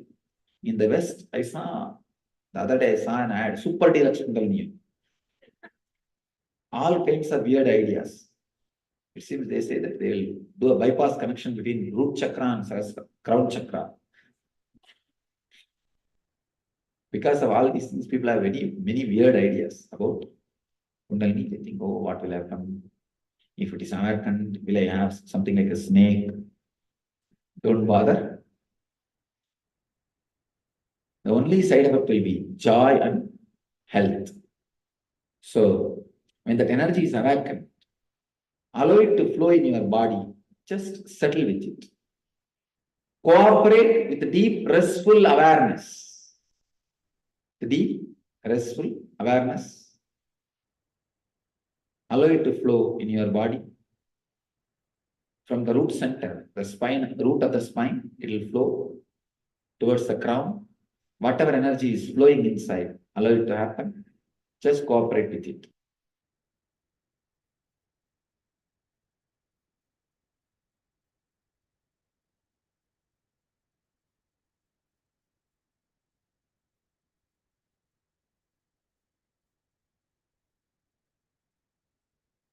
Tie the ribbon, sit straight.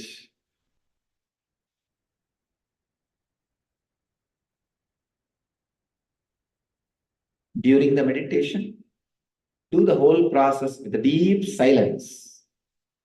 No sounds. Let this one will and prayer fill your whole body.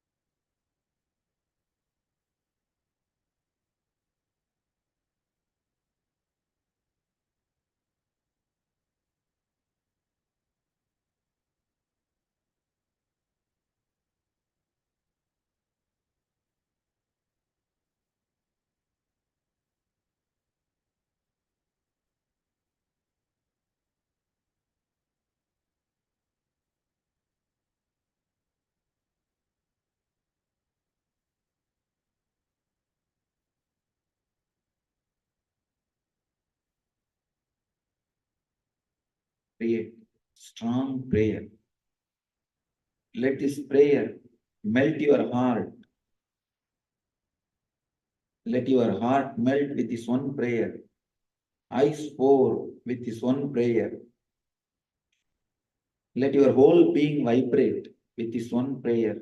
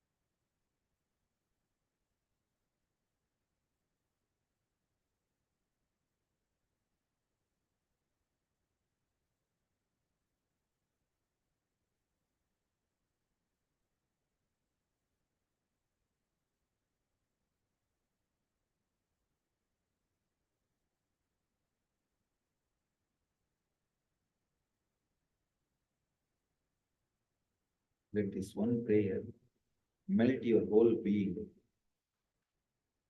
Pray with your whole being. Let your muscles feel this prayer. Let your spine feel this will.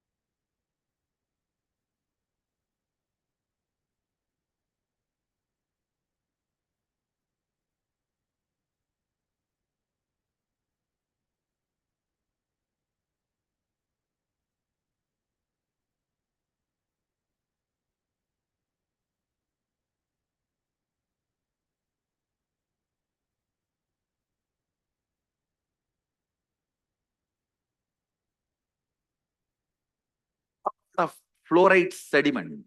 The fluoride, when the fluoride settles, even if I infuse energy, it takes 2-3 days for that layers of settlement to peel off and get cleansed.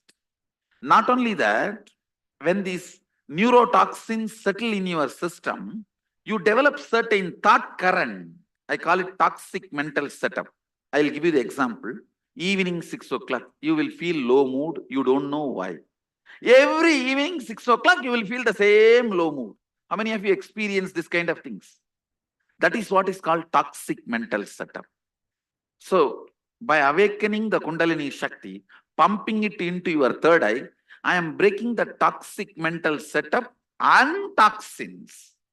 Especially this Haritaki, applying the Haritaki in the body and taking bath, and enema, washing your eyes, all this helps me in a big way to cleanse your toxic thoughts, toxic accumulation. The accumulated toxins in your system can be cleansed. It becomes a lot more easy for awakening your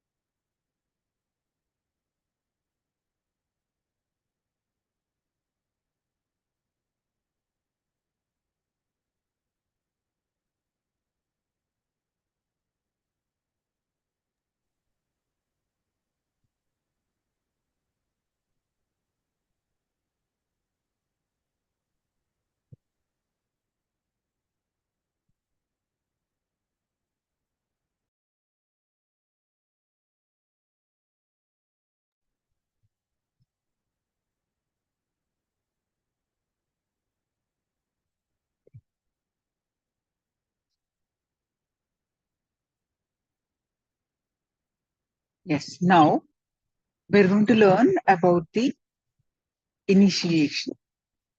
Today, you are going to receive the Shiva Dīkṣā. Shiva Dīkṣā level 1, which is Samaya Dīkṣā. So what is actually initiation? Meaning Dīkṣā. So we're going to learn now what is initiation.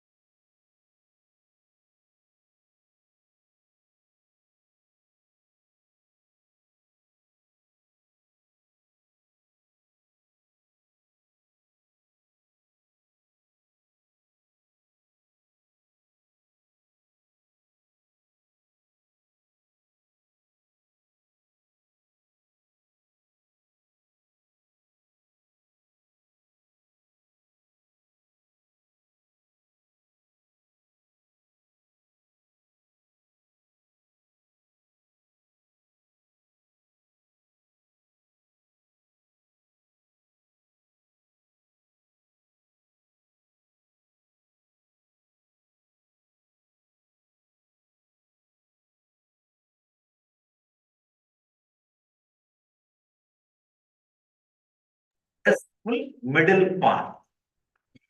Neither you are driven by the non-acceptance of the present moment, nor you are driven by the non-acceptance of the future moments. Non-acceptance of the present moment and future moment are the root of rajas and tamas, restlessness and fear. The initiated person, for him, whole world is heaven. Amritasya, immortal heaven. The person is uninitiated. To understand the word initiation, it means not that doing some ceremony or ritual. Initiation means the click happening in you. When a master expresses the truth, the realization, if the click happens in you, suddenly you feel, oh God, right. What he says is right. I was always thinking this. He put it in the right way. If you feel whatever I am speaking, always you thought about it, but I am verbalizing it. I am properly putting it in word. Initiation is happened. That is the scale, whether initiation has happened or not. If the initiation happens, the whole world is heaven. If the initiation is not happening, then whole world is hell. All you need to understand is this two quality. When you do not accept this moment, starts the greed. When you do not accept the moments which may come, there starts fear. Out of greed, the quality of rajas gets added into your system. Out of fear, the quality of tamas gets added into your system. All you need to understand, the more and more time you spend in the middle path means accepting the inevitability and accepting your present moment, accepting you as you are now, understanding the inevitability of the life which may happen in you, happen for you. When you have these two understanding, that is what we call sattva, means relaxed, restful middle path. Neither you are driven by the non-acceptance of the present moment, nor you are driven by the non-acceptance of the future moments. Non-acceptance of the present moment and future moment are the root of rajas and tamas, restlessness and fear. restlessness and inertia. This simple understanding, this psychological revolution, actually, the moment initiation happens in you, every word which comes out of the master rings bell in your heart, and that becomes a strong, clear programming in you. Programming your life based on the Vedic knowledge. Even the Vedic knowledge seems to be too small a word. The right word is the true knowledge. Actually, Vedic knowledge is true knowledge. But in course of time, people have started thinking Vedic knowledge is something like a branding. No. All of us need to understand the word Veda. Veda means the knowledge which comes out of your inner space when you are unclutched. When you are unclutched and relaxed, whatever research and development happens automatically inside you without you contributing or you interfering. That is Veda. If you just keep quiet, Veda will happen in you. That's all is the basic truth. When you unclutch and rest in a silence, relax in silence, a strong visualizations without verbalizations will happen in you. Those truths are only called Vedas. There's a beautiful description about who is Rishi in Sanskrit. Mantra drashta is Rishi. Understand? Not the person who heard the mantra, but the person who sees the mantra. Mantra drashta. Drashta means who sees. Means the whole knowledge or truth will happen in you as a visualization, not as a verbalization. When you drop from verbalization, unclutch from verbalization, mantra drashta will happen. Now we are all only listening the mantra. Means like a sound, either from outside or from inside. It comes out only as a verbalization. Then you are not Rishi. Relax. Then it is not Vedas. It is not the true knowledge. It is perverted knowledge. In Sanskrit, we use the word, the perverted knowledge. Means half truth or perverted truth.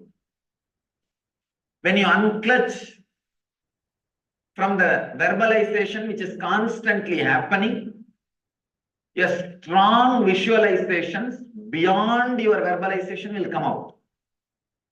All you need to do is put all your effort and relax from unclutching. Suddenly you will see a very strong visualizations will start happening in you.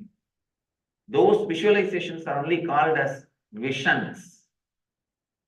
Mantra drashta. You will see the mantras. Mantra means knowledge, truth. You will see the mantras. You will see the truth. That is what is called Veda. Shiva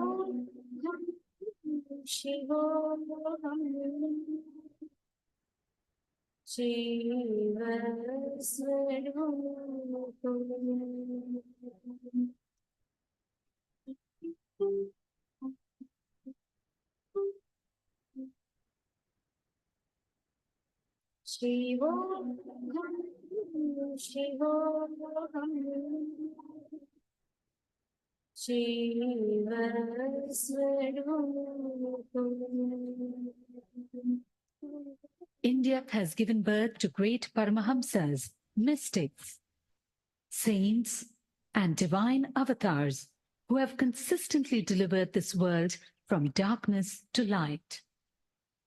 One such enlightened master, exuding divine grace, overwhelming compassion, and unfathomable spiritual knowledge, all at a very young age, is Paramahamsa Nityananda. Koti Surya Swarupinam Ananda Gandhara Ishwaram Bhakta Hridaya Nivasinam Nityanandam Namostute Koti Surya Swarupinam Ananda Gandhara Ishwaram Bhaktahridaya-nivasinam Nityanandam Namostute.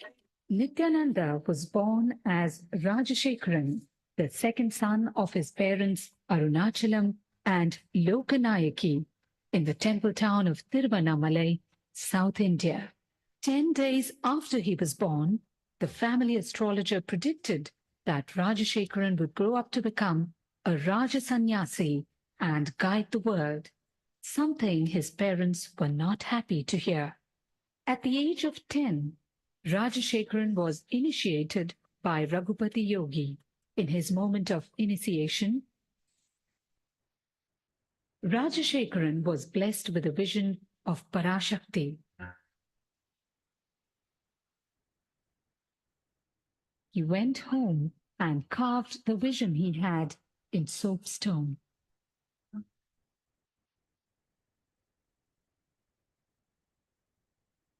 One day, Rajashekharan was found etching a complex shape on a copper foil. It was the sacred Sri Chakra. The Sri Chakra is believed to be a diagrammatic representation of the cosmos.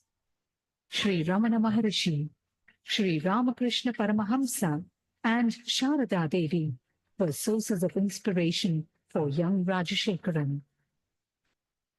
At the age of 12, on the sacred day of Buddha Purnima, Rajashekharan had an intense encounter with the divine, an out-of-body experience that was to change the course of his life.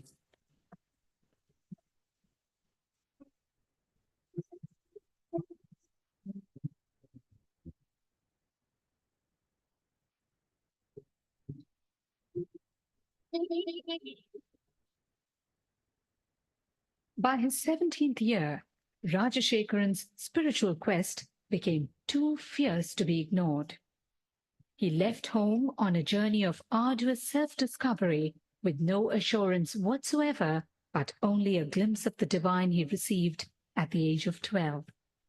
He wandered far and wide, studying and practicing meditation, from Tapovan in the Himalayas to Kanyakumari in the south, from Dwarka in the west to Gangasagar in the east. He wandered for 7 years in India and in Nepal. With just 2 pieces of clothing and a kamandalu, a holy water jug, and with no idea of where his next meal would be. One day in Gaurikund, he beheld a breathtaking vision. A young man with a glowing countenance and flowing locks was walking towards him with long strides and divine grace. Wonderstruck and gazing at him, Rajashekharan realized that this was none other than Mahavdar Babaji, the enlightened master dwelling in the Himalayas for thousands of years in perpetual youth. It was this great saint who looked at him and uttered the name Paramahamsa Sri Nityananda, an enlightened being in a physical body, young at heart but wise in mind. Rajashekharan undertook years of rigorous penance, intense meditation practices, and in-depth study of yoga, tantra, Vedanta, and Shaiva philosophies before he attained the ultimate state of consciousness, the state of Nityananda, or eternal bliss. Word of the charismatic saint rode the winds in every direction. People visited Nityananda from far and near. Effortlessly, he won their hearts. The time had come, and Nityananda was ready to execute the real purpose of his divine birth, the purpose as a guru, as a master to the entire humanity. Life Bliss Foundation is his worldwide movement to spread his message of meditation and inner bliss. With its spiritual nerve center in Bangalore, India, and its Western Hemisphere headquarters in Los Angeles, USA, it operates through 1,000 centers and over 78 upcoming ashrams in 30 countries, causing transformation of humanity through transformation of the individual. How does one describe this great master? The charm of a child, the healing hands of a doctor, the compassion of a mother, the wisdom of a guru. To those who struggle under the many burdens of life, his presence itself is the answer they seek. In his arms, thousands find refuge, the ailing, the needy, and the seekers of God. The Master is an invitation to a journey inwards.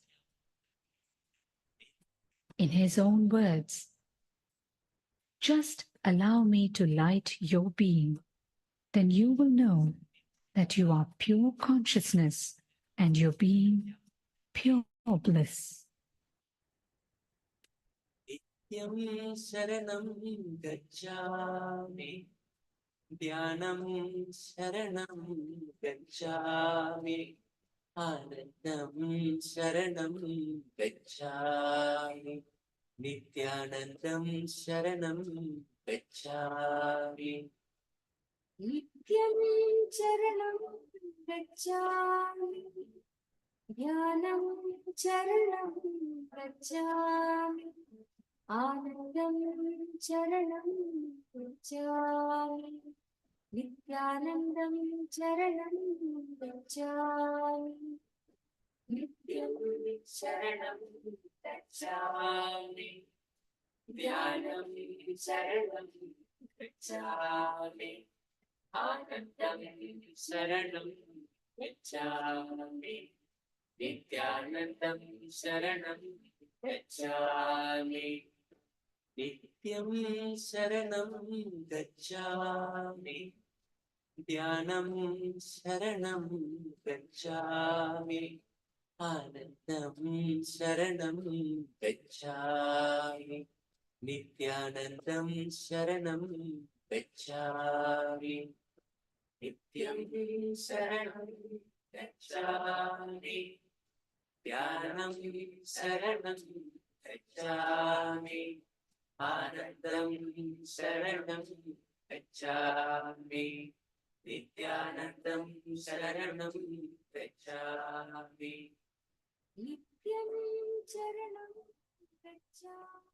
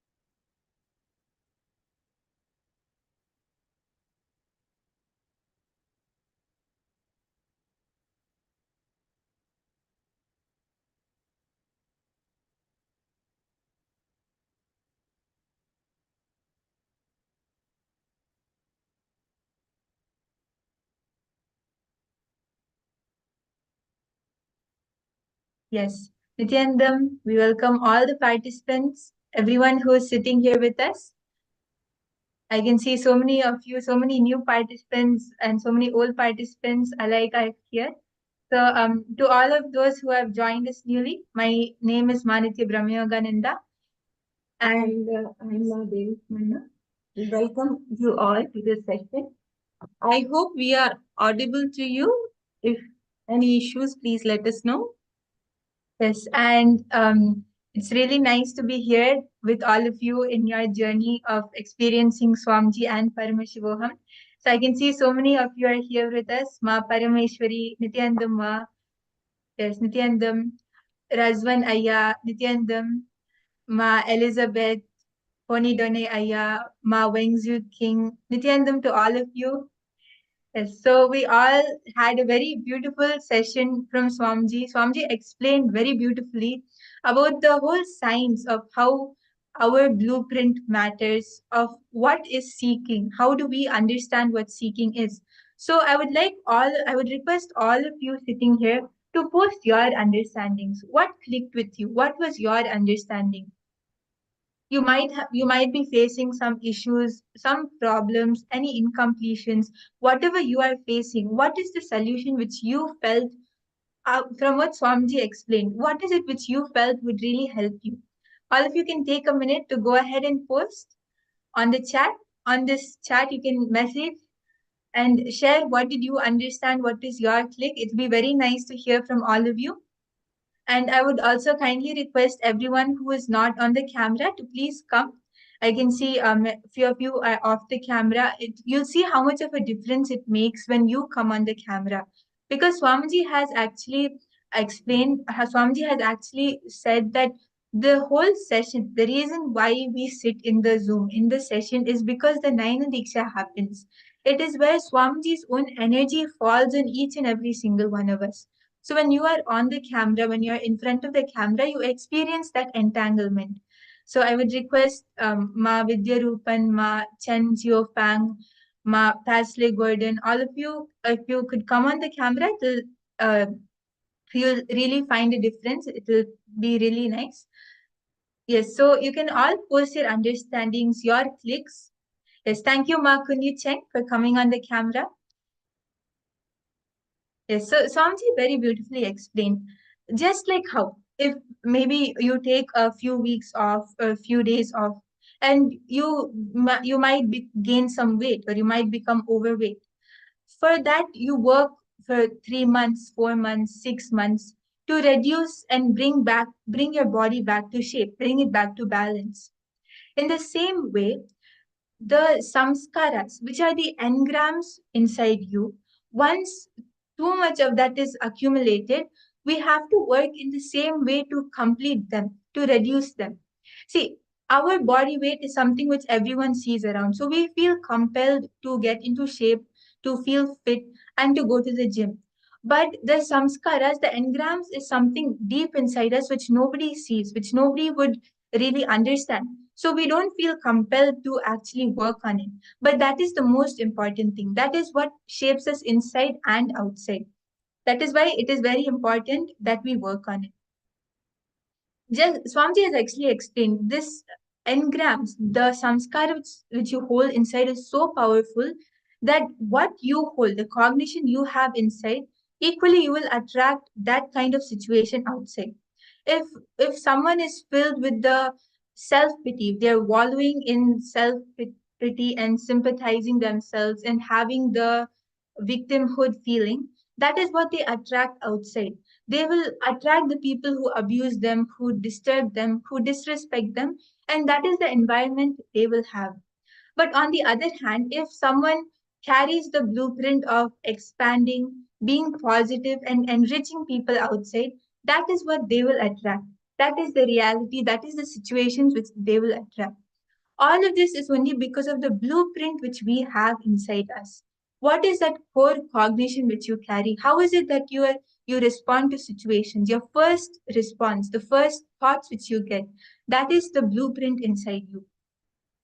So just by changing the blueprint inside you, you will see how the whole quality of your life, your awareness, your performance, everything which you do, everything which you see changes. It improves when you grow a powerful blueprint inside you. Yes, I can see that Ma Pasley Gordon has posted, seeking inner fulfillment is the key. Everything comes then. That is absolutely correct, Ma. Actually, that is what Swamiji explains as seeking. That emptiness which you feel inside you, when you just feel it, when you face it straight on the face, that is when it manifests as seeking.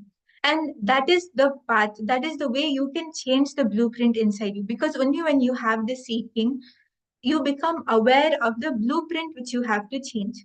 But when we try to fill it up with something, when we try to put all the 100,000 reasons in front of it, that is when it manifests as depression. So it is very important now that all of us are sitting here, all of us have seen that yes, there is something in me which I have to change. Whatever issues you might be facing, it might be having issues in your relationship with your family, or it might be you might be having issues in wealth. You would not be having the career, the job you want, or you would not be having the healthy body which you want. All of this, which all of us would be facing in some aspect or the other, can be healed and can be completed just by changing the blueprint inside us. So this is very important. And actually, yes, I can see my Elizabeth has posted, you attract what you are. You attract what your blueprint is made up of. Yes, that is absolutely correct, Ma. That is exactly what Swamiji has explained to us. So that happens through seeking. When you face that gap, that space, that empty space which is there inside you, why is it that the space is there? When you face it and find the the root thought, why is it that is there? That is when you will understand that yes, this is my blueprint and this is how I should change it to make it like Swamiji's. And actually, today in the evening, in just a few hours, we are going to be receiving the live darshan from Swamiji, where all of those, or even you, if you want to change, experience a change in your life, in your blueprint, you can attend this. It is actually the Shiva Dīkṣā which is going to be happening. It is the first level of initiation which happens for anyone, any new devotees, disciples, or anyone who's coming to Swamiji. So we are now going to be understanding a bit more about that. So how many of you are new here or are first timers? You can go ahead and post in the chat.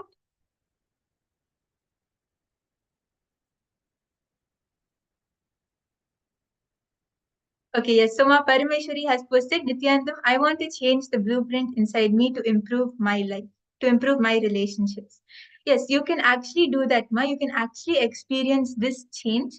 So this is a very powerful initiation which we will be receiving. It is the Shiva Dīkṣā.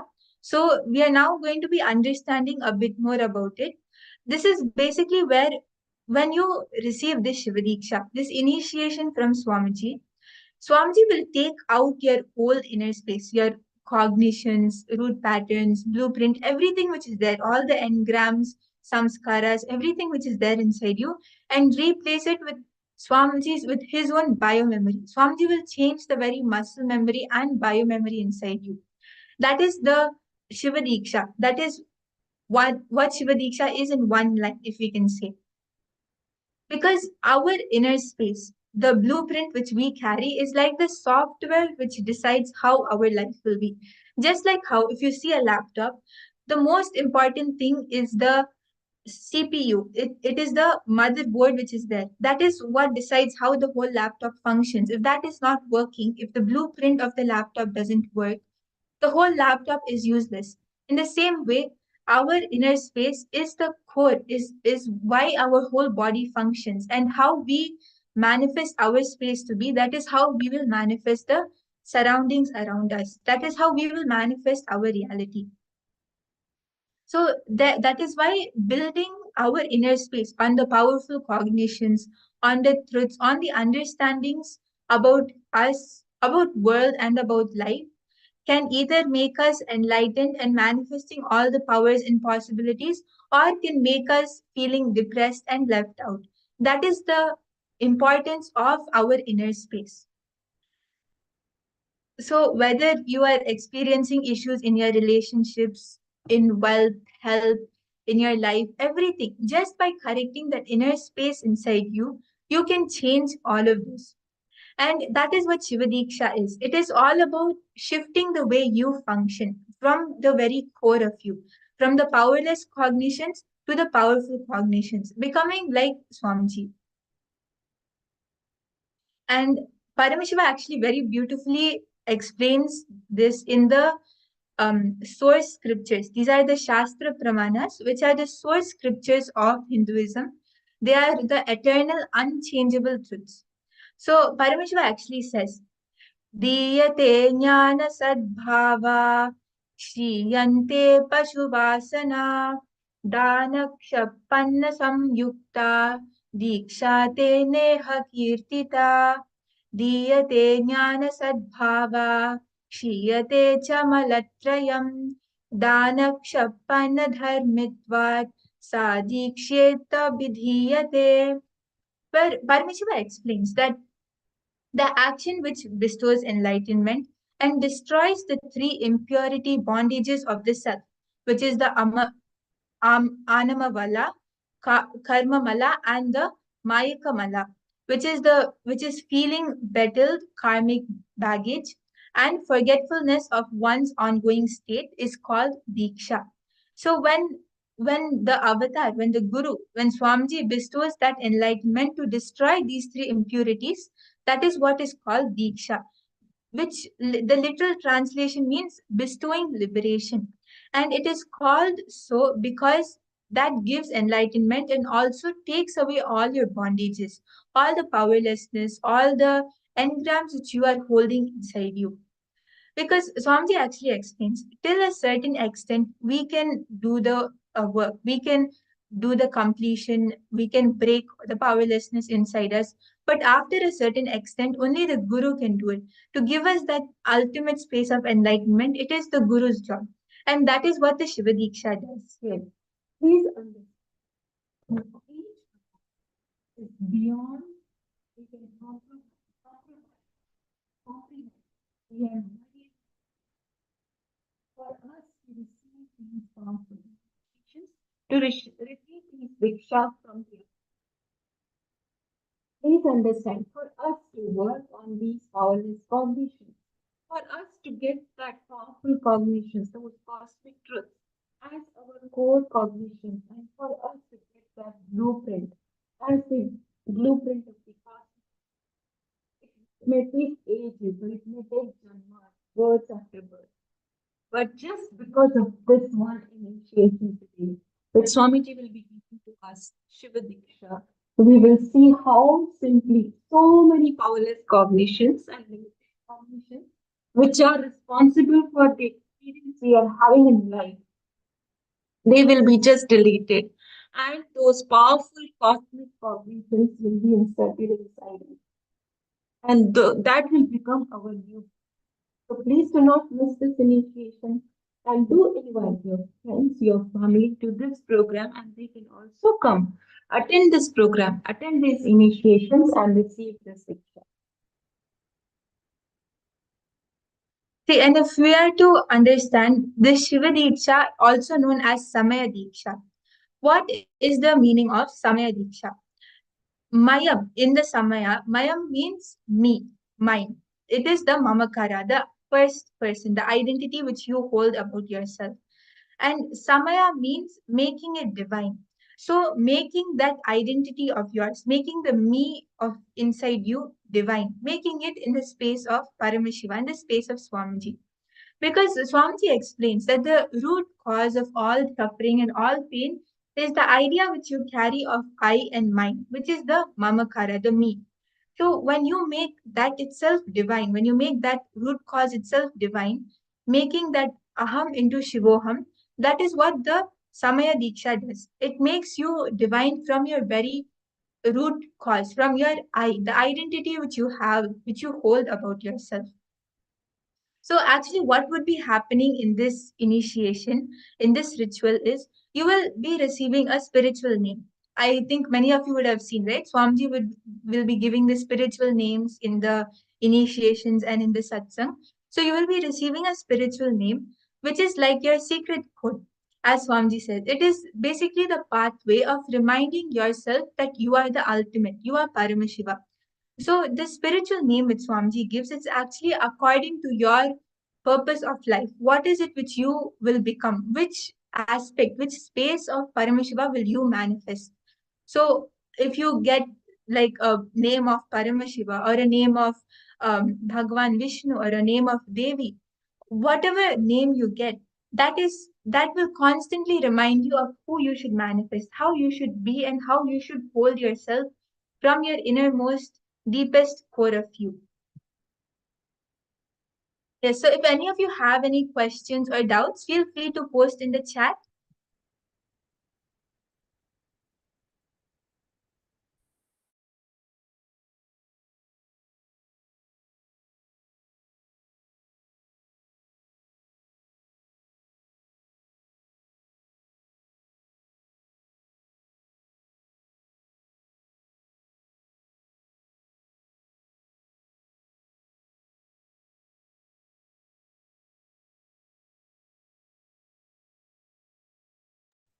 Okay, yes, I can see that actually the participants have posted that you're having issues with hearing. I hope my audio is clear now.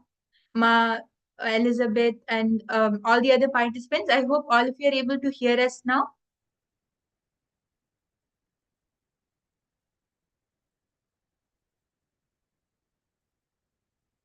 Yes, so I can see that Ma Passless Gordon has posted, I am new.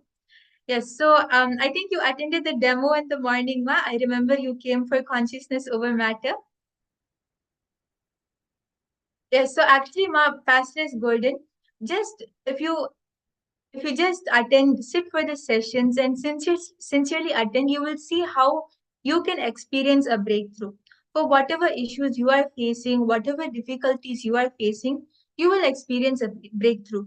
Initially, it might seem like everything is going over your head, or you might not be able to understand, or you might be able to understand whatever it is. Just by sincerely attending, you will see how you experience a real shift, a real breakthrough in your life. So even this Shiva Dīkṣā which we are doing now, this is actually a way you can experience an immediate breakthrough, where you can actually see how you will be able to complete with all the difficulties, all the obstacles which you are facing. Because Swamiji himself will be coming and dropping that bomb, like the powerful bomb inside you. So actually now what we are doing is preparing for this Shiva Dīkṣā. So whoever is interested, however wants to actually attend this initiation and receive this initiation, you can go ahead and post on the chat, like just your intention. And if you have any questions regarding it also, you can post. Because as you can see, we are actually going to be understanding what Paramashiva explains. What is it that the tradition says about the whoever is receiving the Shiva Dīkṣā? So the first thing is that whenever you meet a child and see a child, you should always share something. You should never let him go empty-handed. And any pregnant woman who is carrying one more life, when you see her, always share something. So whether it is a child or a pregnant woman, make sure that you don't let them go empty-handed. Always share something with them. And if you see a beggar on the street or anywhere around you, a person who is in need, a poor person, make sure to share something with them as well. And fourth, if you see a sadhu, a saint, a monk, share something with them. And the fifth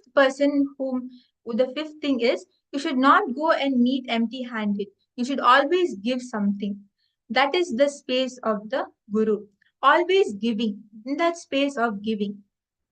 Yes, I can see that Razvan Aya has posted, yes, I want to receive the initiation. That is really great, Aya. That is amazing. So actually, we are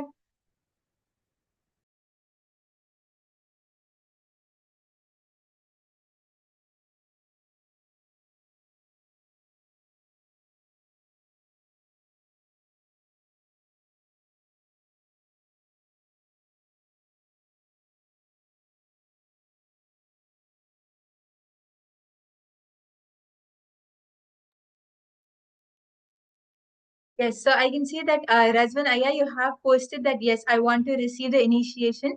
So actually, right after this session, Aya, the next session, we are going to be understanding what are all the criterias in more detail. What will be happening during the initiation, what you would be doing, what like the whole thing, how it would be conducted. Okay, I can see Esma Virginie has also posted, yes, I want to receive the initiation. So we will be receiving the initiation today evening. To all of you who want to receive, yes, Ma Paslesa Gordon, you also want to receive. I can see all of you are posting. So actually, just before the darshan, all of you will be getting the sign up links where you can go ahead and sign up for receiving it. During the darshan preparation, all of you will be receiving the sign up links. And together with the initiation, there are a few criterias also as per what Paramashiva reveals, as per the tradition. So just make sure that if you have to consult with any of your family members or any of your friends, then just go, you can take a minute to consult with them. As right after this, in the next session, we will be understanding in more detail what are all the criterias, what are the traditions which we will be following for this Diksha, for this initiation. And till then, if any of you have any questions regarding it, do go ahead and post on the chat. Ma Paslesa Gordon, Ma Virginie, Ma Parameshwari, all of you can go ahead and post what are your doubts and questions.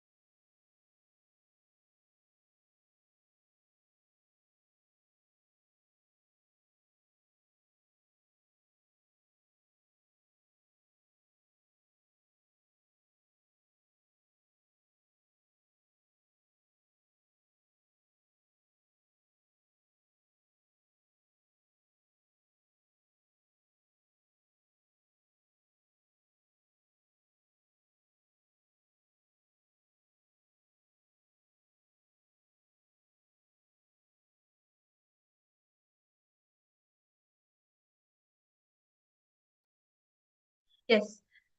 So I can see a few of you have posted your questions. Ma Parameshwari has asked if we have to do the puja every day.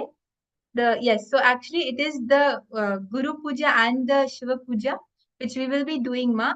And don't worry, actually you will be receiving the full manual, like a full understanding of how we are going to do the puja, and you will even receive the links. Like there will be a guided way, a guided video where you can use to do the puja every day.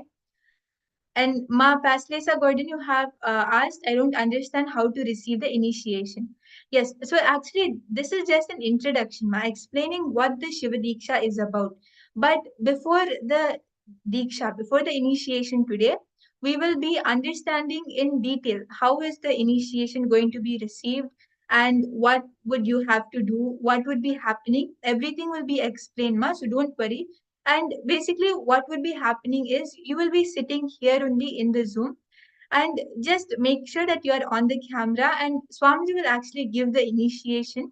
When Swamiji comes in the evening, Swamiji will give the initiation, and all the dress code or all the other criterias also will be explained in detail, Ma. So don't worry. Yes, so now as we are all preparing for the darshan today, we are going to be moving on to a very interesting session where Swamiji will be explaining to us about the science of mirroring neurons. How is it that the mirroring neurons happens? What is the science behind it, and how can you apply it? How can you use that to manifest the same space as Swamiji? It is a very important session and a very interesting session which we are going to be now listening from Swamiji. So stay tuned as we move on to the next session where we will be learning from Swamiji about the science of mirroring neurons.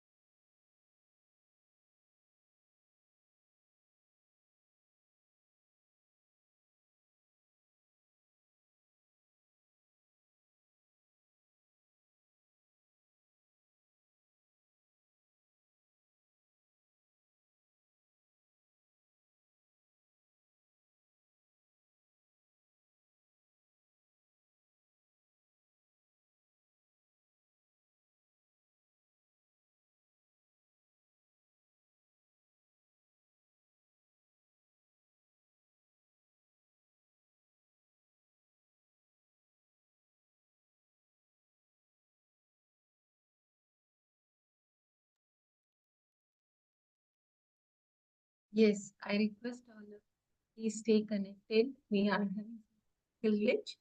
We will be playing the video very soon.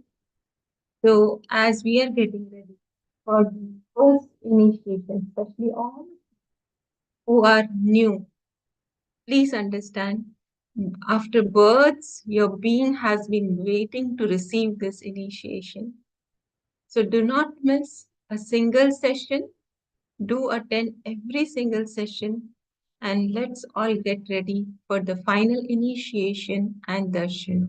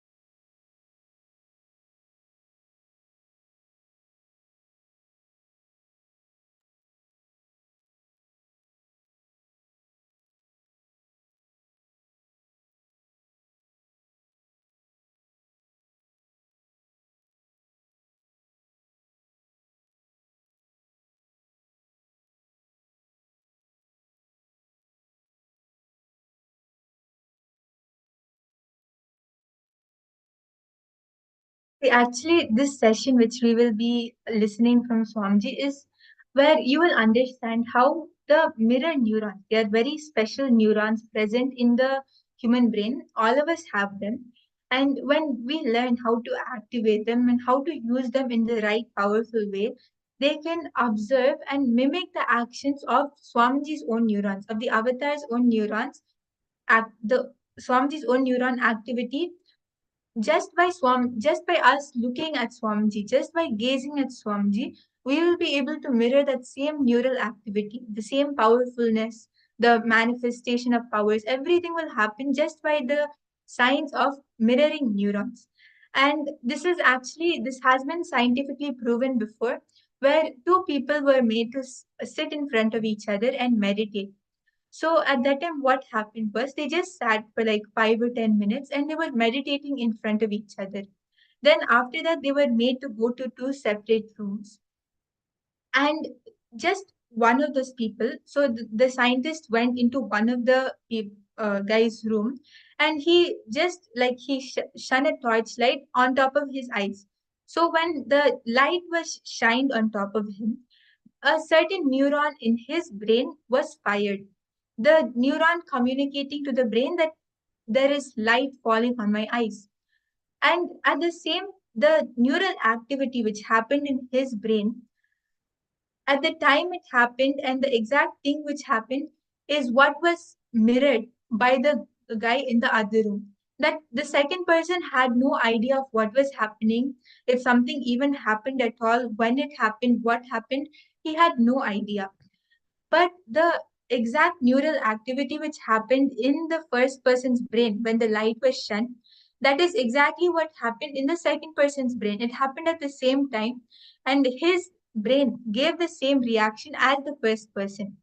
So this actually very beautifully shows how this science of mirroring neuron actually exists, and how just by the initiation, just by understanding from Swamiji, we can also use the same science, because it is not like a subtle science or anything. It is a very powerful, and you can add a very tangible science which you can see.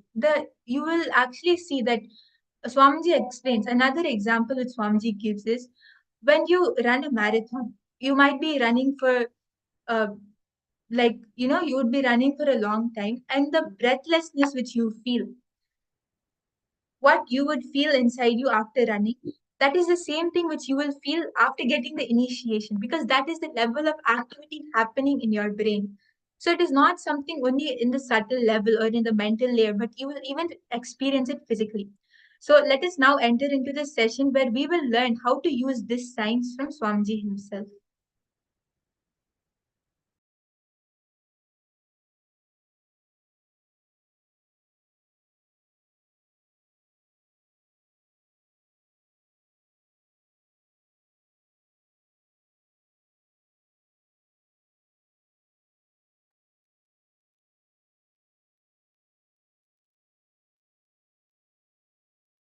well, I see my face, of course, but in my face, I see moods, I see shifts of feeling. We humans are really good at reading faces and bodies, because if I can look at you and feel what you're feeling, I can learn from you, connect to you, I can love you. Empathy is one of our finer traits, and when it happens so easily, perhaps because, and this is brand new science, this is just out of the lab, we may have some special circuitry in our brains that helps us whenever we look at each other. Ask yourself, why do people get so involved, so deeply, deeply involved with such anguish, such pain, such nail-biting tension over football? Cleveland Browns are gambling on defense. Why are we such suckers for sports? And it's not just sports. We can lose it completely at the movies, at video games, watching a dance. Is there something about humans particularly, that allows us to connect so deeply when we watch other people? Watch them moving, watch them playing, watch their faces. Well, as it happens, scientists have an explanation for this strange ability to connect. It's new. It had never been found on the cellular level before. A set of brain cells found on either side of the head. Among all the billions of long branching cells in our brain, these so-called mirror neurons have surprising power. What we found is the mechanism that underlies something which is absolutely fundamental to the way that we see other people in the world.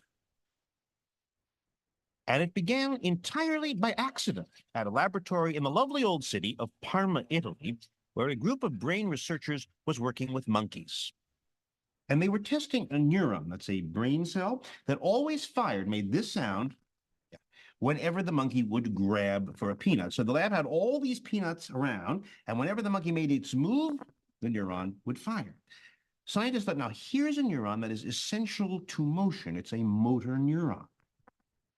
Then one day, the monkey was just sitting around, not moving at all, just sitting, when a human scientist came into the lab. And when that scientist grasped the peanut, the monkey's cell fired. Now, the monkey hadn't moved. It was the human that had moved, suggesting that this neuron up here couldn't tell the difference between seeing something and doing something. Seeing and doing were the same. Or more intriguingly, that for this neuron, watching somebody do something is just like doing it yourself. The head of the lab, Giacomo Rizzolatti, thought, wow. The same neurons, one neuron, fire both when the monkey observes something and when monkey is doing something. It's almost unbelievable. It was surprising because this cell which was involved with motor planning for the monkey turned out to be interested in the movements of other people as well. Some people call them monkey see, monkey do neurons, but the name that stuck is mirror neurons, because with them, the brain seems to mirror the movements it sees. This accidental discovery got scientists thinking, doing more tests, and it soon became pretty clear that this is not just a monkey thing. It's a people thing, too. We all know that humans learn by looking and copying. That's what infants do. First you look, then you do. Ready? Let's see you feet this way. And once you've watched and copied and learned a set of moves, you not only have them in your head, if you see somebody else doing it, you can share the experience. They know the moves, you know the moves, so you can move with them. If you can use the years of training that you yourself have done, learning to crawl, then learning to walk, then learning to eat, this is an incredibly rich set of knowledge that you could apply to the problem of actually seeing what's going on. So that's why when I head down this street carrying all these packages, not only do people watch, look how they're watching. They feel my predicament because they know what it's like to carry heavy packages. They all know about carrying. So as they watch me moving, they can feel themselves moving. Their neurons are mirroring the action.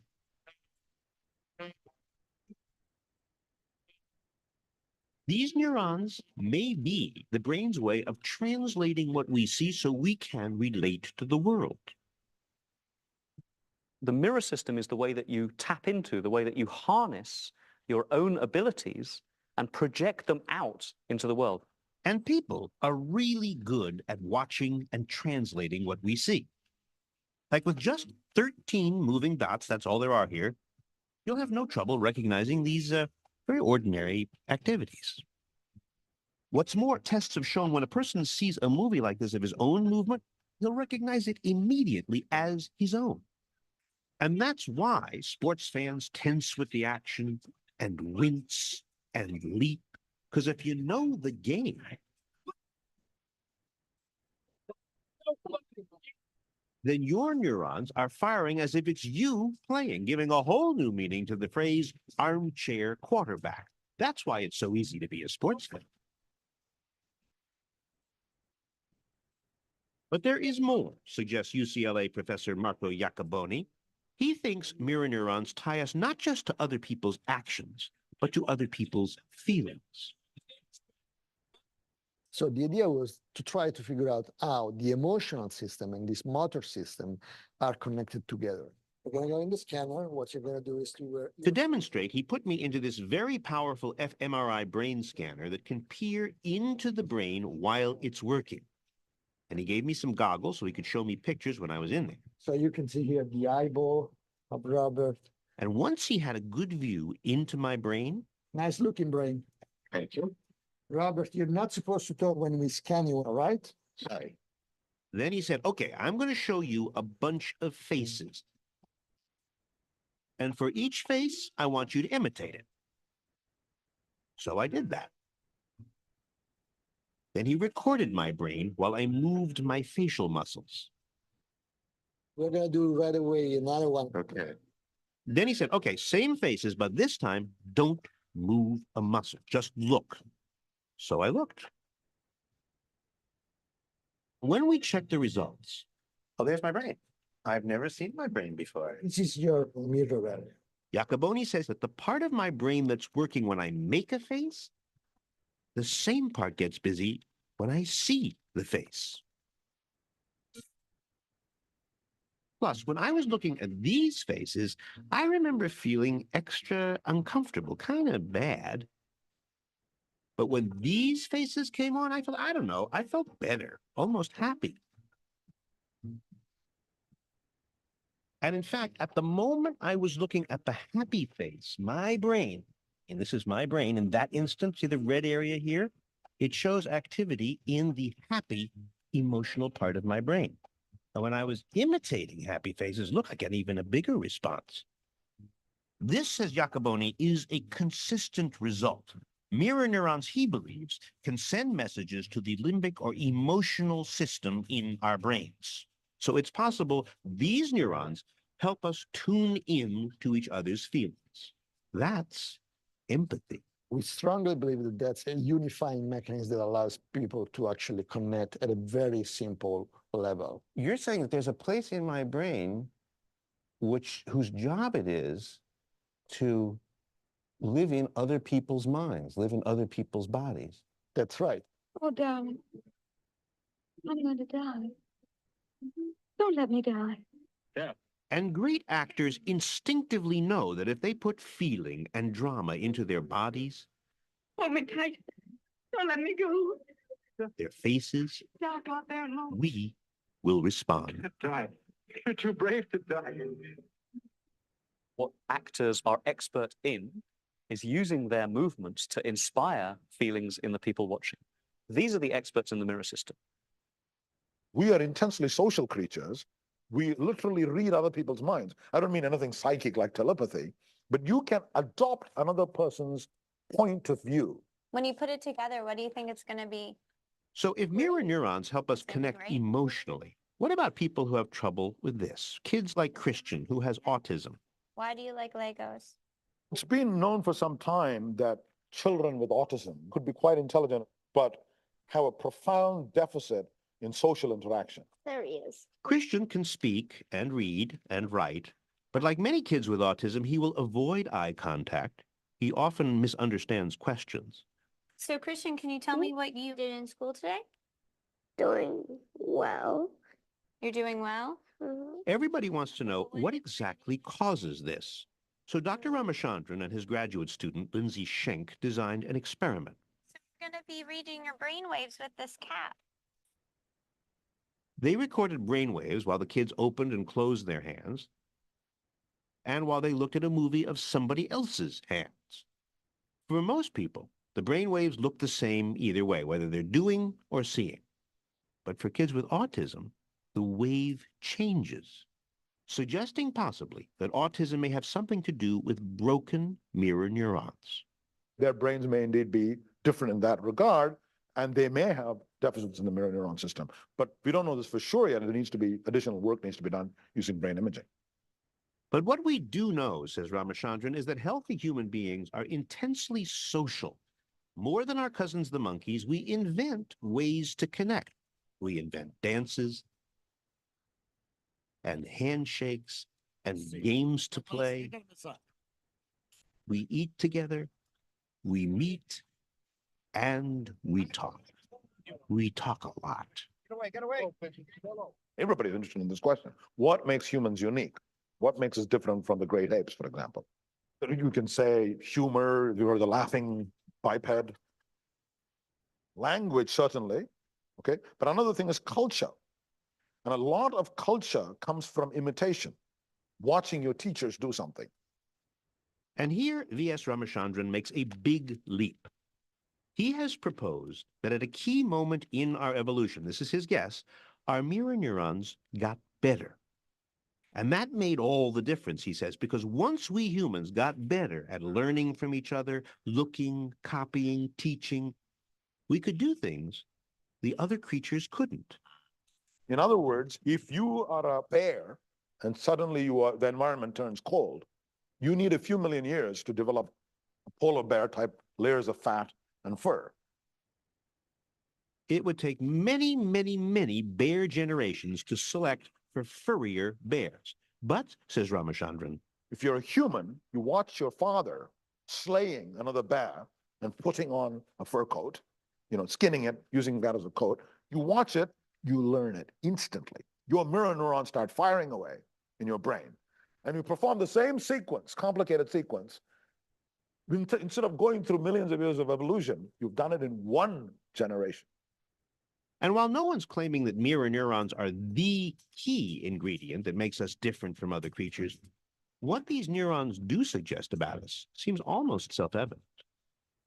You can see it any Sunday at a sports book, that deep in our architecture, down in our cells, we are built to be together. There would be very little point in having a mirror system if you lived on your own. There'll be a lot of point in having a digestive system if you lived on your own. There'd be a good point in having a movement system if you lived on your own. There'd be a good point in having a visual system if you lived on your own. But there'd be no point in having a mirror system. The mirror system is the most basic social brain system. It's a brain system which there's no point in having if you don't want to interact or relate to other people. But we do like to interact, and maybe now, as never before, we will understand why.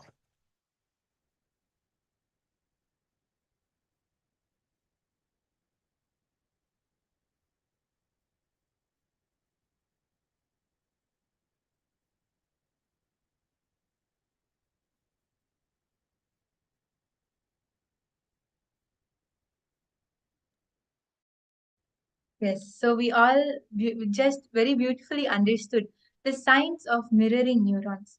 How do these neurons get mirrored? This special type of brain cell in us that fire both when we perform that action and when we observe someone else performing the same action. The science of mirroring neurons in one line, we can say. So this is, in essence, this science of mirroring neurons is what allows us to mirror the actions and the experiences of others which are inside our own brain. Basically, mirroring the neurons and the actions and the experiences of others around us in our own brains. And whenever we watch someone do something, that is when our mirroring neurons activate as if we are doing that same action ourselves. Whether we see a baby learning to walk, to crawl, to speak, that is when his or her neurons get fired, the mirroring neurons get fired. That is what is allows us to even understand another person, empathize with the actions and the intentions of other people, because we are able to mirror that same space which that person is experiencing. By basically, it is like simulating their behavior, what they are thinking and what they are feeling. For example, you might be watching someone picking up a cup. So at that time, your neurons inside you will also will that mirroring of neurons will all automatically fire up, and you will be able to understand how that person is doing it. What is that person feeling? It will not be like a foreign action to you. But this is just the normal science of mirroring neurons, which we understand from modern day. But the mirroring neurons which Swamiji is explaining, which we are learning from Swamiji, is of a complete different level. This is what Swamiji explains as the science of Nayana Diksha. That is basically the science which does not involve any physical contact, it does not involve any physical touch. Just by the Nayana, means just by the sight, the Diksha happens. The mirroring of the neurons happens. And understand that this mirroring of neurons is a complete different level. It is completely different from what we would otherwise understand, what we would normally understand as the mirroring of neurons. So let us now take a minute to understand what is the science which Swamiji explains. Because when you sit for darshan today in the evening, when you sit in front of Swamiji, in front of the camera, when you look at Swamiji, this is exactly what would be happening inside you. So the Naina Diksha is something which does not involve touch or a physical contact, and it can be conducted across large distances. As all of us see, Swamiji is initiating all of us sitting from all around the world just through the Naina Diksha. And this actually uses the principles of the presence of mirror neurons in your brain. So this is where the disciple, where each one of us sitting in front of Swamiji is able to reflect the energy projected by Swamiji. Whatever any energy Swamiji is radiating, we are able to reflect that in the mirror neuron part of our brain. And this form of initiation, the Naina Diksha, begins at the level of the brain, which eventually leads to entrainment and the coherence of the projected energy from Swamiji. So we can basically see it playing out in our physical body as well. And these neurons they are specially programmed to mimic and basically copy the actions of the avatar's neural activity, of Swamiji's neural activity, just by watching Swamiji. And that is, these mirror neurons are actually what can activate and process all the movements, all the observed movements which we are watching Swamiji. When Swamiji blesses us or when Swamiji is speaking, all of those actions, everything which Swamiji does is what gets mirrored. And our whole body can recreate what Swamiji is doing without having to move or without having to do any physical actions, just because the brain will be doing that whole thing. The whole thing will be playing out inside our system. That is how powerful this science of Naina Diksha is. So now let us understand. See, we might be thinking, okay, if I imitate someone and if I mirror the neurons, there is no difference. But actually, there is a difference. Unlike the classical imitation, the mirror neurons can activate and process all the observed movements or information without the physical act. See, when you imitate someone, you would just be imitating them. But when you use the science of mirroring neurons, whether it is the information, the cognitions, the space, all of that also gets recreated inside you. And these mirror neurons are the neurons that are responsible for making us personally experience something that we witness. If you are imitating someone, it would just be on the outside level. But when the mirroring of neurons happen, you will have that personal experience. That is why whenever any one of us, when we watch Swamiji, totally absorbed in that space of devotion, that space of bhakti, That same activity of Swamiji is replicated in our brain, whether it is the same electrical neurological impulses or whether it is that same space of Swamiji, everything is activated in our brain. Just by gazing at Swamiji, just by having the darshan of Swamiji, this happens. That is why this mirroring of neurons helps us to experience the cognitions, the energy, and the inner space of Swamiji. That is why Swamiji actually very beautifully explains more than satsang, more than anything else, just the darshan, just by the initiation, much more can be transmitted. That whole experience, the whole essence can be transmitted from the guru to the disciple. And Swamiji also explains how, even without much effort from our side, our very biomemory awakens to that space of Paramashiva, to the space of ultimate consciousness. And actually, if you see, this is something which can't be done even with how much ever effort we put, how much ever satsang or how much ever exercises we do. This is something which is specially there only with the initiation, with the Nayana Dīkṣā. Because that is the direct transfer of the spiritual energy from Swamiji himself, from the avatar himself.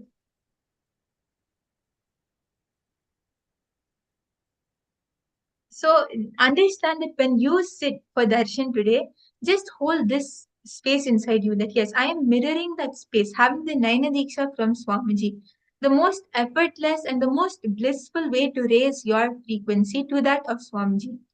And when you make this connection with Swamiji, when you experience this oneness with Swamiji, then that click just happens in you that yes, I am also divine. I am also one with Swamiji. And whatever patterns, incompletions, obstacles will just melt away. They'll become completely irrelevant because that will not even be in the picture anymore. As we can see, Swamiji is just like nothing can touch Swamiji. Swamiji is beyond and above all of the incompletions, obstacles, everything. Basically, you'll see how your whole mind, the whole mind layer which is there around you, just drops. You are able to open yourself to receive that powerful energy of the universe. You're able to go beyond all the petty things which are stopping you from manifesting that. So that is the key. Just having that deep space of gratitude, that deep space of devotion. That is how you see that you are able to manifest that space of Nayana Dīkṣā, that space of darshan, the bhakti with Swamiji. So how many of you are excited? I can see many participants are sitting, watching. So how many of you are excited to experience this Nayana Dīkṣā today with Swamiji? All of you can post Ma Kunyu Chen, Ma Jingling Hong, Ma Jagranyananda, Ma Parameshwari, Ma Jayanti. All of you can post.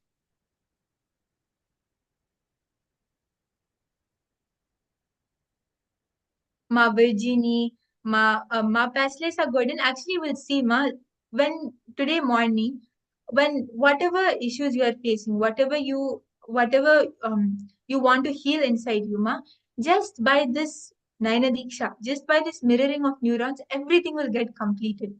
Day by day, when you sit, when you hold that space of devotion, day by day, you will see how all the patterns, obstacles, everything will melt away. And it is for all of us sitting here because that is the powerful space of Swamiji. Swamiji actually explains that what is the difference between an enlightened master and an incarnation? Incarnation is basically Swamiji, where Paramashiva himself comes down.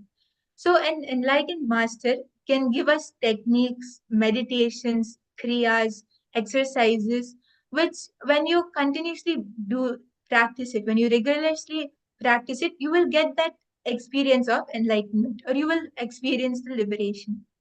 But when an incarnation comes down, like Swamiji, when an avatar happens, it is for giving enlightenment to the masses. Means there is not much effort we have to put from our side. Just by sitting in the presence of Swamiji, just by experiencing that Nayana Dīkṣā, all of your incompletions, obstacles, everything will just be blown away like that, and you will experience that space of enlightenment. When an incarnation comes down, that is the opportunity all of us have to experience enlightenment, to go beyond all our sufferings, because that is what an incarnation comes down for. It is for giving enlightenment to the masses. So, as Swamiji says, the only qualification you need is when you are sitting, when you are ready, when you give that yes to Swamiji, Swamiji will take the other 100 steps which are needed. So I'm sure all of you are ready and excited for receiving the darshan. Swamiji will be coming live today in the evening at 7 p.m. EST. So if you have any questions regarding this, do feel free to post, as this is a very powerful science. When you see how, when you consciously apply the science, you will see the benefits you get from it.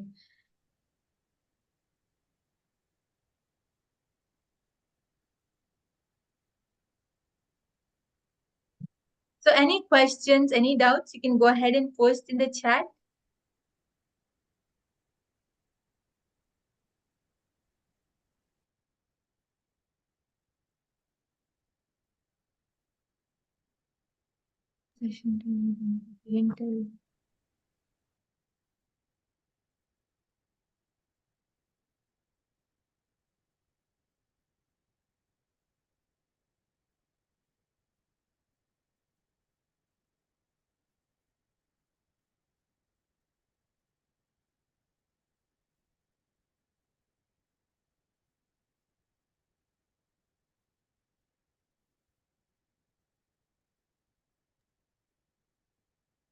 Yes, so now we are going to be moving on. We'll be entering into the next session where we will be preparing for today's darshan, for today's initiation and Diksha from Swamiji himself.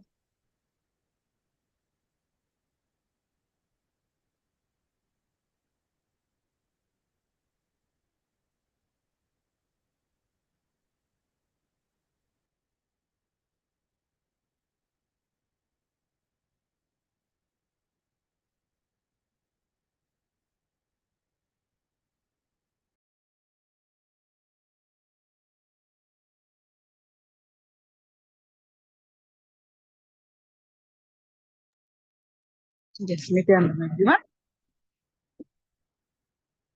Now we're going to enter into a very important session. We are going to receive the Shiva Dīkṣā, a Dīkṣā where it's the initiation to become from human to divine. It's one of the primary initiation in Sanatana Hindu Dharma. So let us learn what is Shiva Dīkṣā.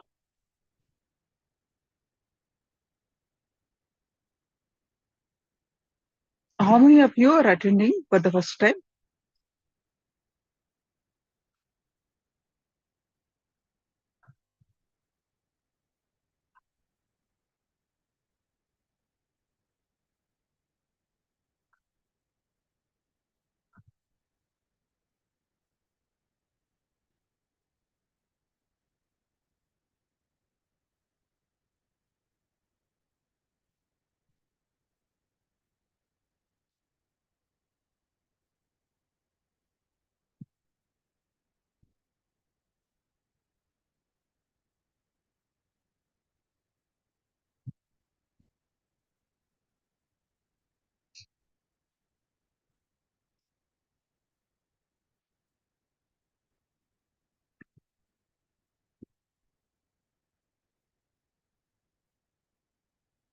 Okay.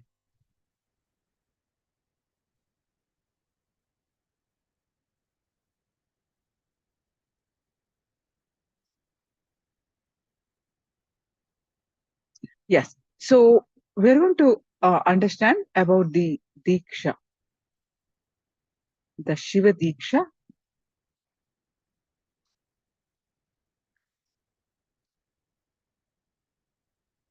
So let me explain a brief about Shiva Dīkṣā, and we'll listen from Swamiji.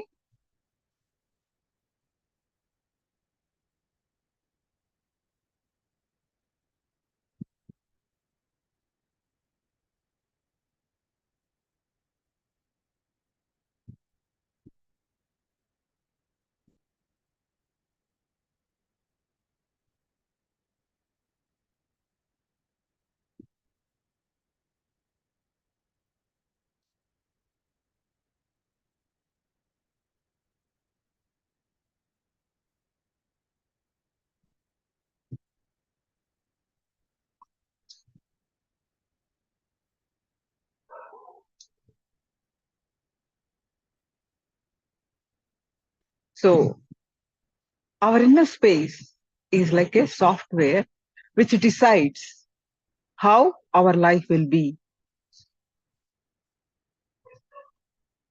Building the right inner space on powerful cognitions, on powerful truths, understandings about you, about the world, and about the God, you can become enlightened, manifest powers and powerful and all the possibilities. Shiva Dīkṣā is all about shifting the way you function from powerless cognitions to powerful cognitions.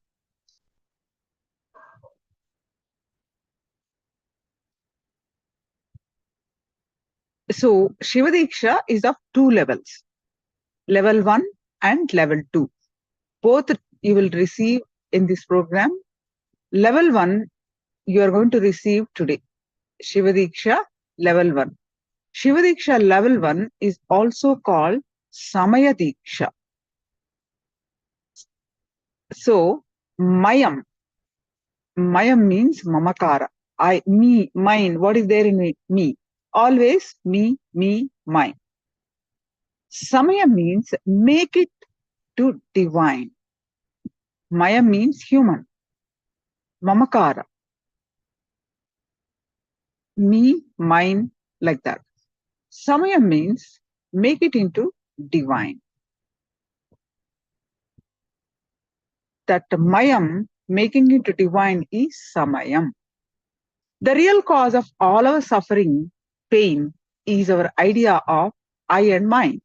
So, which is Mamakara, making that into divine, making Aham into Shivoham, is Samayam. So, in this ritual, you will receive a spiritual name. That is the secret code, your pathway of reminding yourself as the ultimate.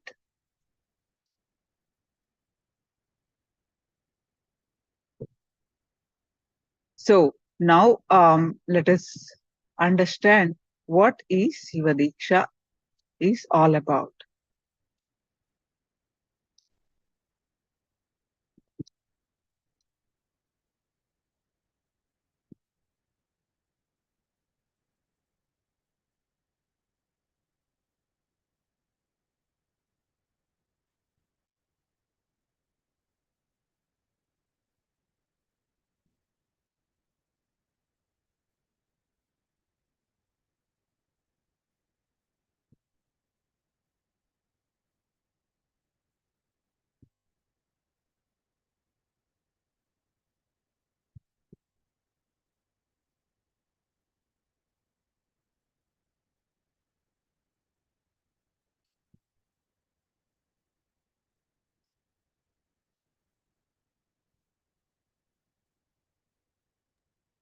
Shiva Dīkṣā.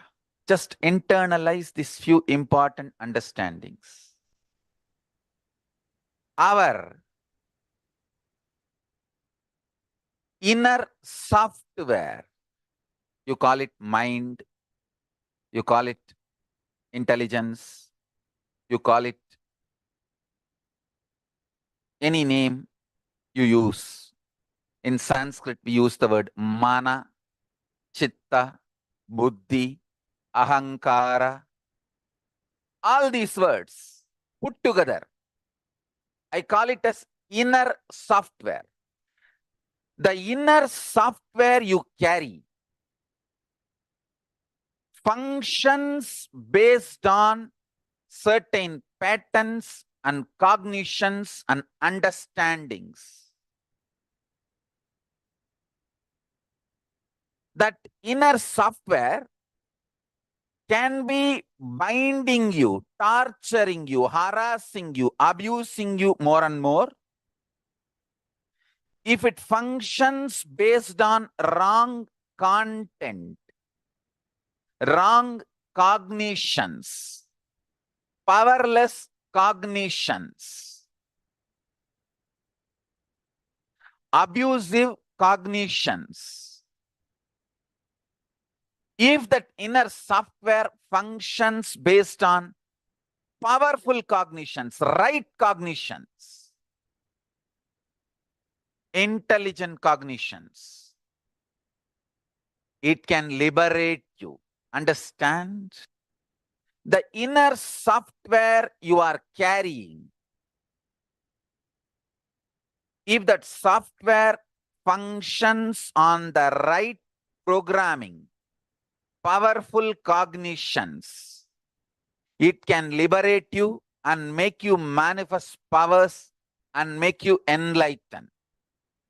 If that inner software functions based on wrong cognitions, powerless cognitions, powerless content, understandings, ideas about you, about world, about God, Jiva, you, self, Jagat, world, Ishvara, God. About all these three, the cognitions you have, the cognitions, conclusions you have about life, this all forms the core content for your inner space. If your inner space functions out of powerless thought currents, ideas, cognitions, it can suffocate you, it can torture you, it can destroy you, it can make you powerless, it can do anything. If your inner space starts functioning with a powerful cognitions, right understandings about self, world, and God, not only you can become enlightened, you can start manifesting powers. Understand?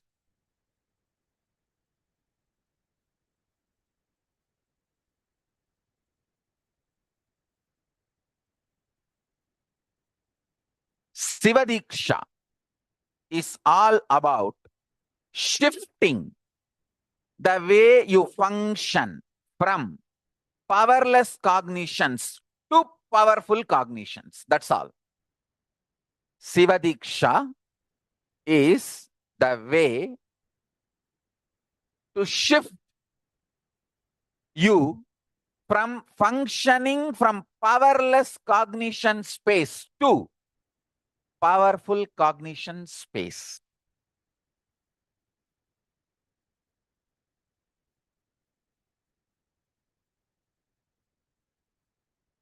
Your inner space is like a software which decides how your life will be. That's the first understanding. Second, if the inner space is filled with powerless cognitions, powerless, suffocating, wrong ideas about yourself, about your world, about God, it can be more and more suffocating, making your life difficult. Start functioning from powerful cognitions, truths, understandings about you, world, and life. You can become enlightened, manifest powers, and all possibilities. Your inner space can be beautifully reprogrammed. It can be reprogrammed with powerful cognitions. It can be reprogrammed for enlightenment. It can be reprogrammed to manifest the state, space, powers of ultimate Paramashiva. Understand? It is actually too easy. It is just shift in direction, nothing else. There is no effort. Shiva Dīkṣā is all about giving you that shift. Shiva linga is all about reminding you constantly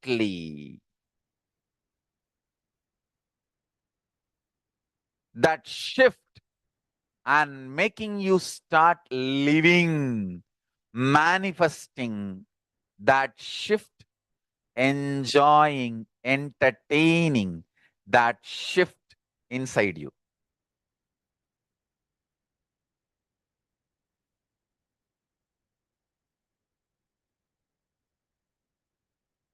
Atma linga is to remind your Atma is linga, to give you experience that your Atma is linga. Linga means pure form of Paramashiva. The formless form of Paramashiva is linga. I want all the participants all over the world, and earlier many Shiva Dīkṣās I have conducted. Please watch some of those videos for deeper understandings. Deeper understanding enlightens you, awakens your Kundalini Shakti, awakens your consciousness.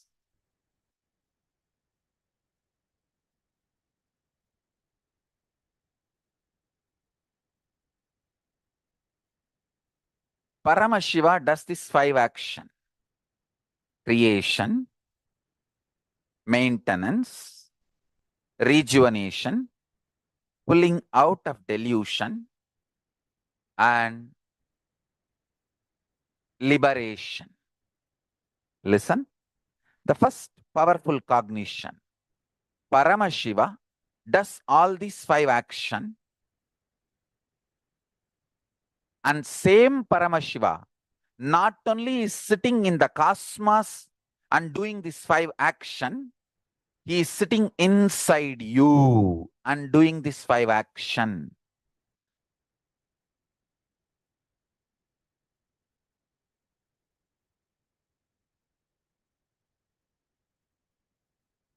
The core content of your inner space is Paramashivoham. You are Paramashiva. Your day-to-day life facts may not immediately match the truth, but if you just sit and start digesting this truth, you will see the day-to-day facts and the ultimate truth both matches. When you realize day-to-day facts, ultimate truth matches, it is called enlightenment. When you realize, wake up, yes, the day-to-day facts and the ultimate truth is matching. That is called enlightenment. You are Paramashiva. And your day-to-day facts immediately don't match. No. There are too many conflicts, confusions. How can I be Paramashiva? But if you sit and understand, if you bring love in your life, love, deep love for everything happening, you will realize 2 things. Everything is auspicious. Paramashiva, Sada Shiva. Sada means everything. Shiva means auspicious.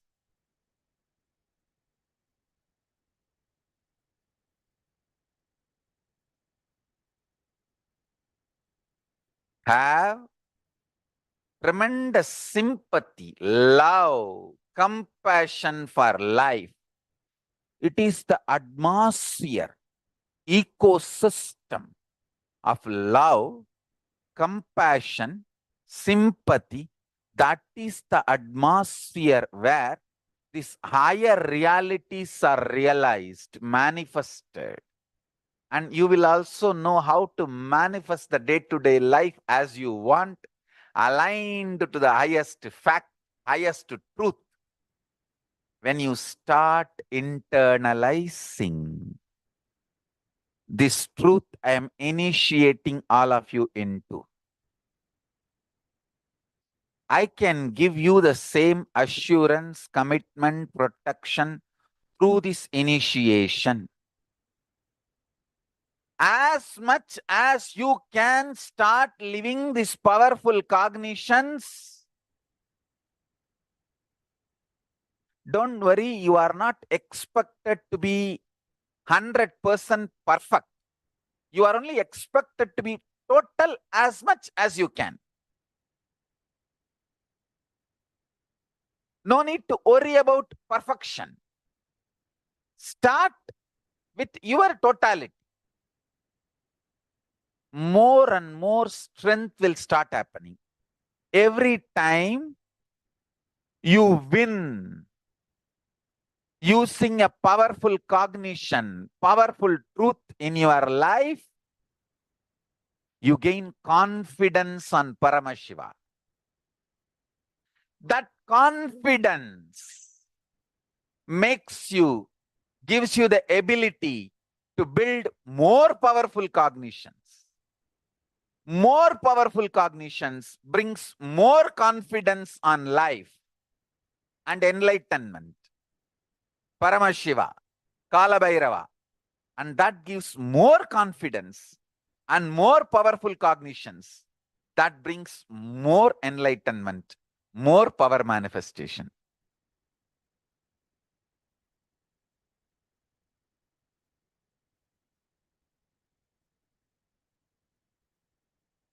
Somebody goes to God and asks, God, bless me.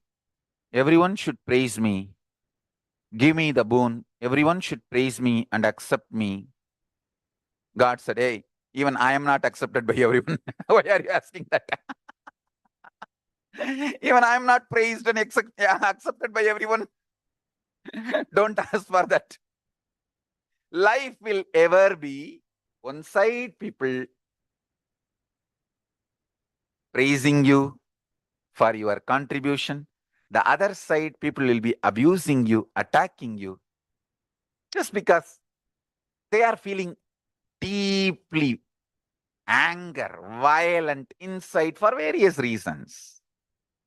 You need to know, are you going to hurt yourself because they are vomiting their pains on you?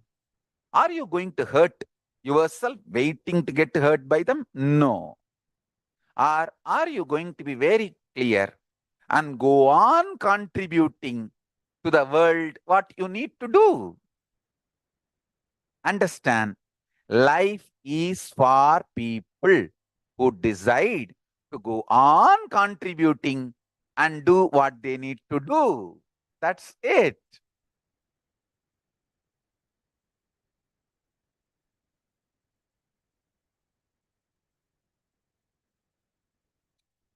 You are Paramashiva because all these 5 actions, creation, maintenance, destruction, pulling out of delusion and liberation, all these 5 actions is constantly happening inside you. Unless Paramashiva is inside you, all these 5 actions cannot be happening continuously inside you. All these actions continuously happening inside you proves you are Paramashiva. Paramashiva is inside you. Start living, start implementing this great truth. The truth is you are Paramashiva. You are really Paramashiva. Paramashiva is really the source material of you. the core content of you. So, if you are alive, Paramashiva is residing in you. Start functioning from this core cognition. You will see the shift start happening in your thought current, thinking process. Shift starts happening in your cognition about you, world, and God.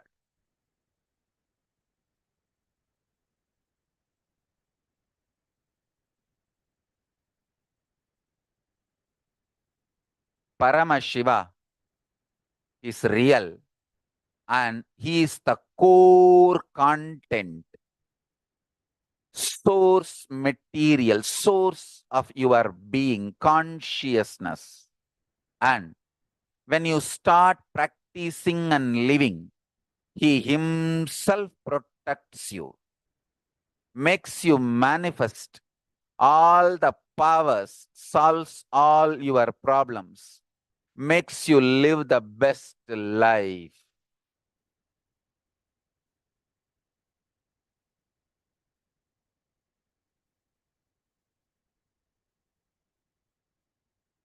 Crisis is the time to pack yourself with the intense, powerful cognitions.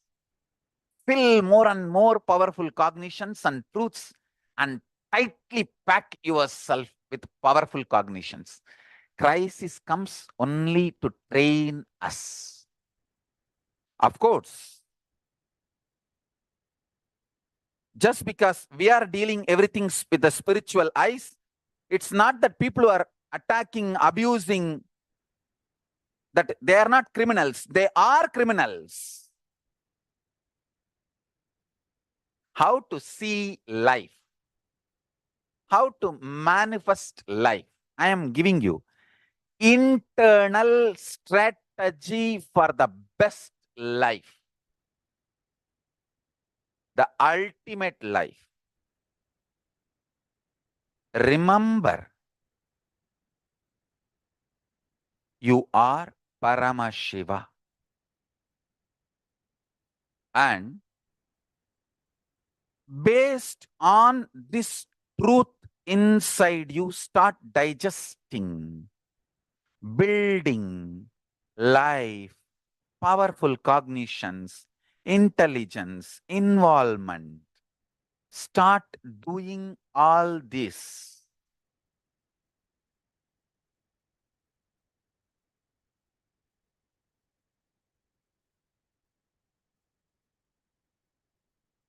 Please sit straight. Inhale and exhale as deeply as possible and as slowly as possible. I want to start the initiation. Sit facing me. Now, I'm going to give you the initiation. Mantra Dīkṣā. Listen carefully. In Hindu tradition, always the Gayatri mantra was given as the first mantra. So I'm going to give you formally these three mantras. Gayatri mantra, then Shiva Dīkṣā, Samaya Dīkṣā, Shiva Dīkṣā mantra, then Mahavagya. Now first listen to the mantras and repeat along with me. Om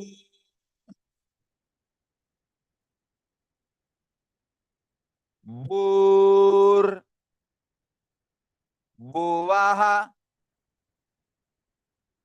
Suvaha Tat Savitur Varenyam Bhargo Devasya Dhimahi Diyo Yona Prachotayat. Repeat again. Om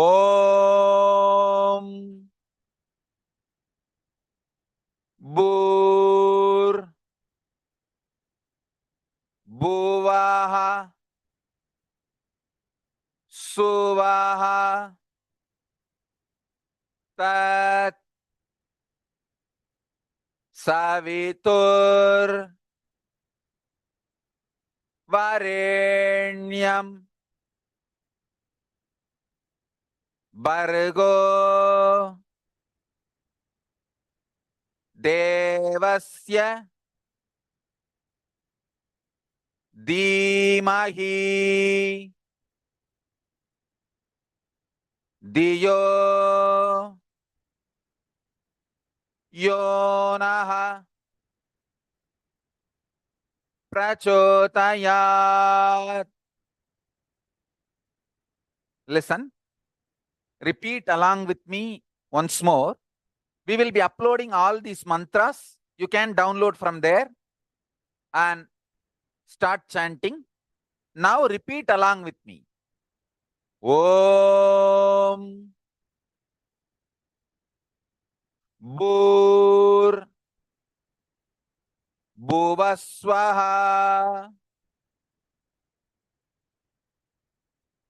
Tat Savitur Varenyam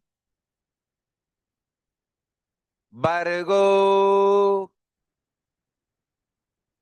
Devasya Dhimahi Diyo Yonaha Prachotayat. Om Bhuvaswaha Tat Saviturvarenyam Bargo Devasya Dhimahi Diyo Yona Prachotayat. Now, next mantra. It is Samaya Dīkṣā, Shiva Dīkṣā mantra. This is the most important mantra. Listen, this starts connecting you directly with Kailasa. It's like a passcode for Kailasa, password for Kailasa. Om Ham Haum Shivaya Namaha. Repeat along with me. Om Ham Haum Shivaya Namaha. Om Ham Haum Shivaya Namaha.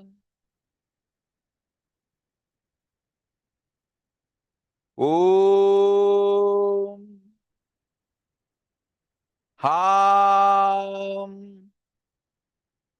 Ham Haum Shivaya Namaha.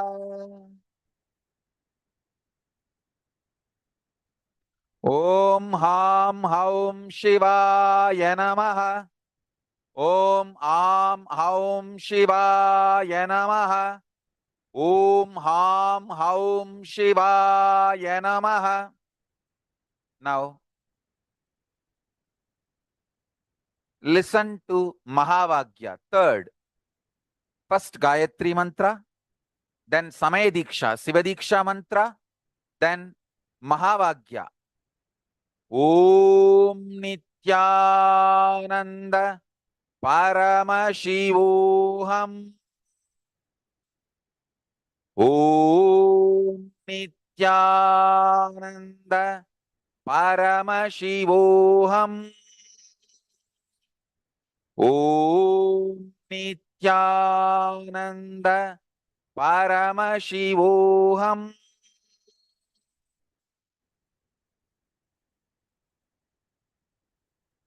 Yes. Now, Mantra Diksha is done successfully. With this initiation, I bless you all. Let's all radiate with integrity, authenticity, responsibility, enriching, causing, living Shuddhatvaita Saivam, Paramashivoham, the eternal bliss, Nityananda. Thank you. Be blissful.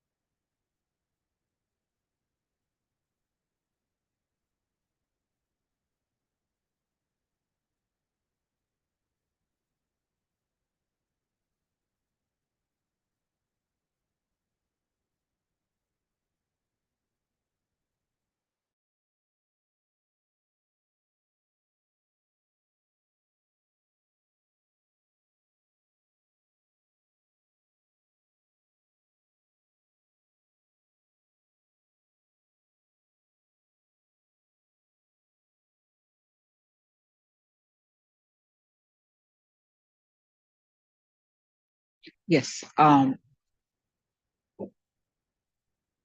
So what is your understanding of Shiva Dīkṣā? Anyone know? Anyone here new? What is your understanding of Shiva Dīkṣā?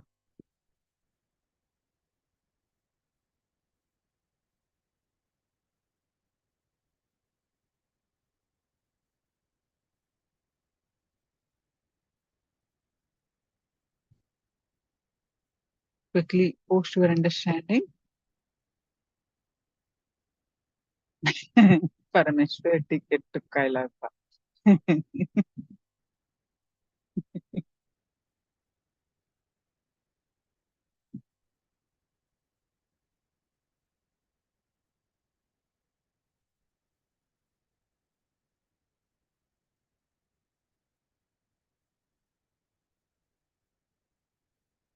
So basically, from it's a beginning or initiation to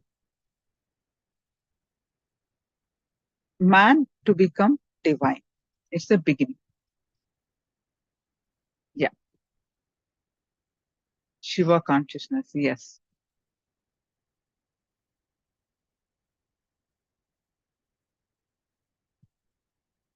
That's right.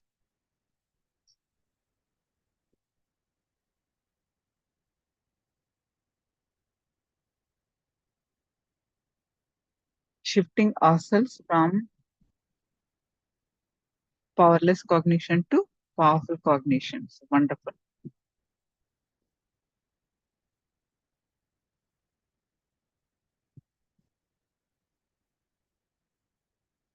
Wonderful.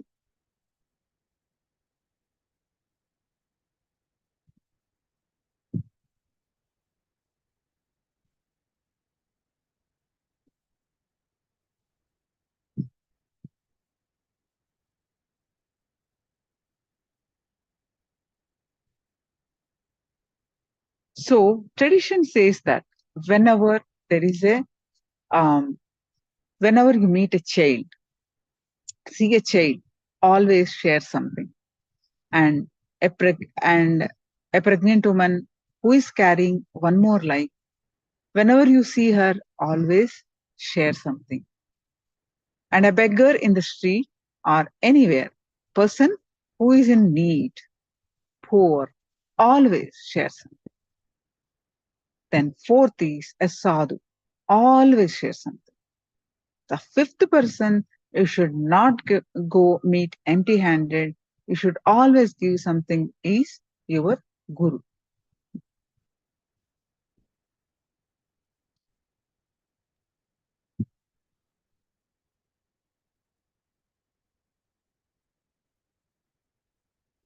So in Sanatana Hindu Dharma, whenever you receive an initiation, whenever you meet a guru, you always offer whatever you have, whatever your level best to the guru.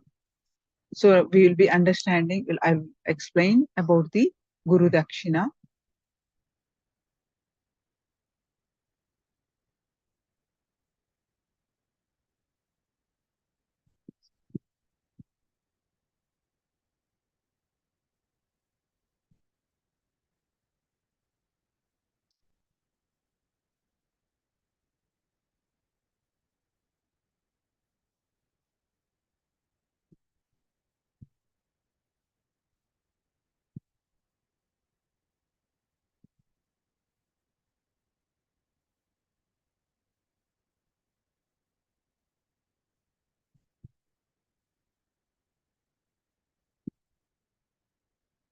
Confirms to ourselves that we are the ultimate. Wonderful. Masters, blessings of the linear to get transmitted to us. Wonderful. It's an offering.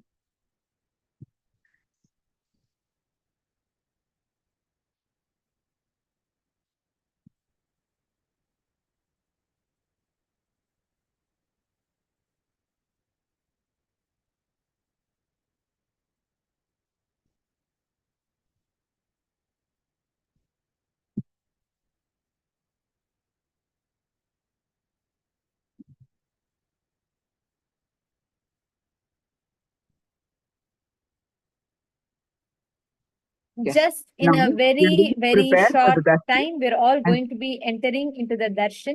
Ma Indra Sidambaranathan, Ma Madeline Portuguese, and all the other participants, please come and settle down in front of the camera. Today, we're all going to be entering into the most awaited session today, which is darshan.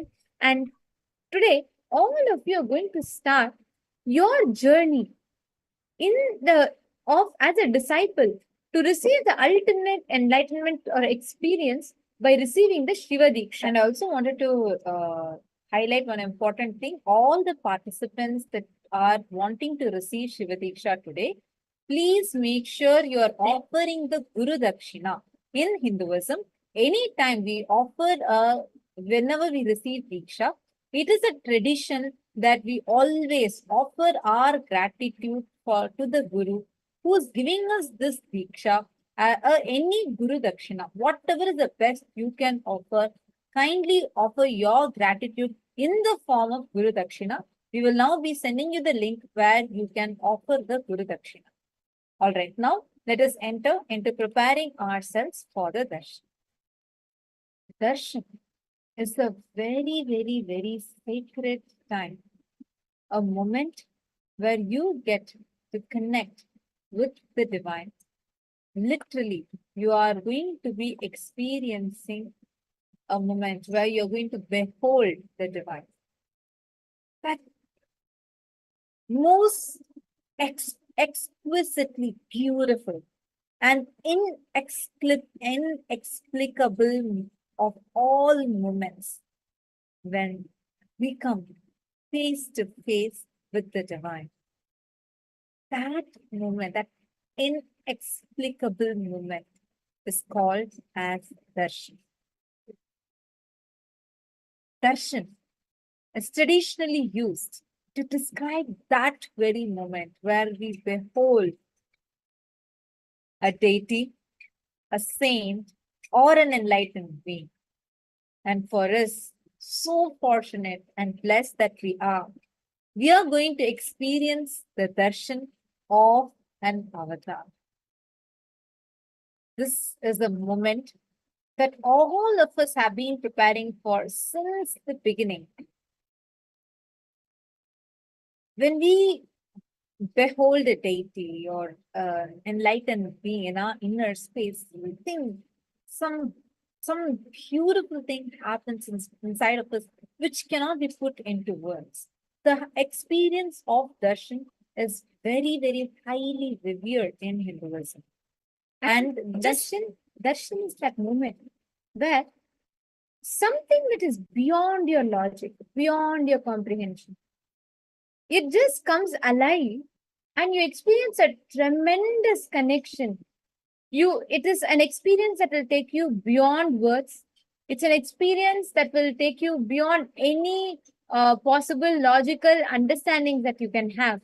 It will give you an experience of how you can discover yourself. The most inexplicable of all moments is darshan. And this darshan, one darshan is capable enough to create a deep, lasting transformation that lasts lifetimes. And during darshan, all the janmas of karmas, whatever might be your patterns, whatever might have been you up until that point of time, darshan is the moment that will change it all. See, from morning, if you wanted to awaken your third eye, you wanted to manifest powers, everything you learned till this moment is nothing but a preparation for receiving the darshan. Every being is literally waiting for this one moment, which is the darshan.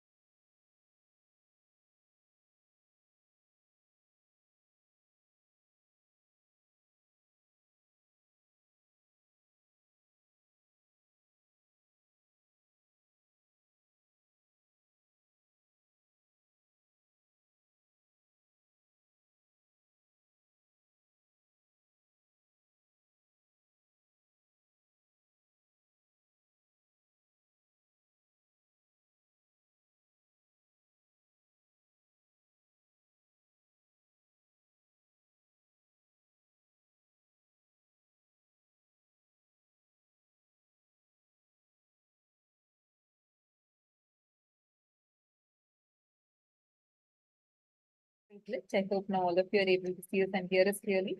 Yes.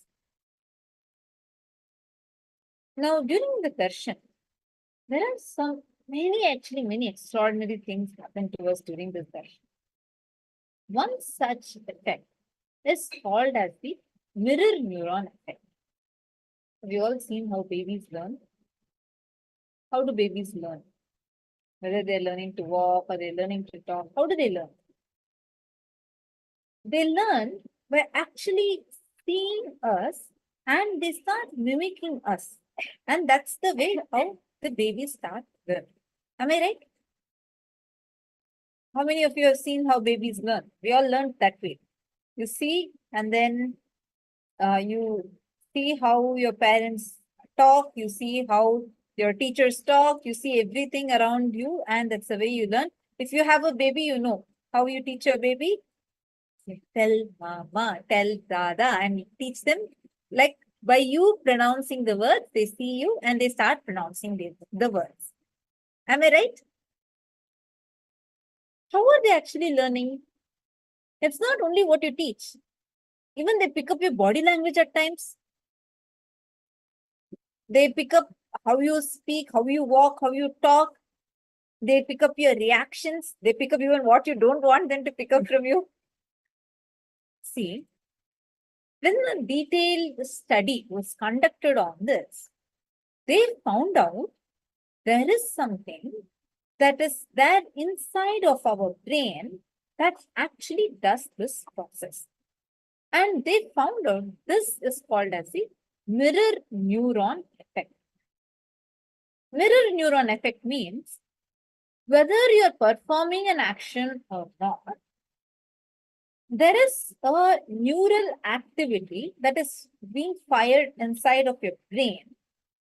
For all those who may not know, the brain consists of trillions and trillions of nerve cells. This much we all know. But for each action, there is an associated neuron or a set of neurons that fires. Like your brain gives a command. You say, right? Your brain is giving a command for your eye to blink. Your brain is giving a command for your hand to move.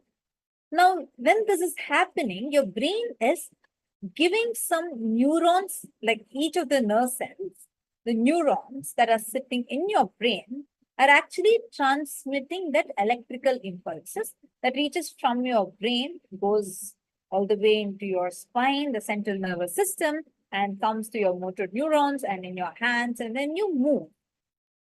This happens so fast that this whole process happens as if it's in an instant. Even before you could think, it's already done.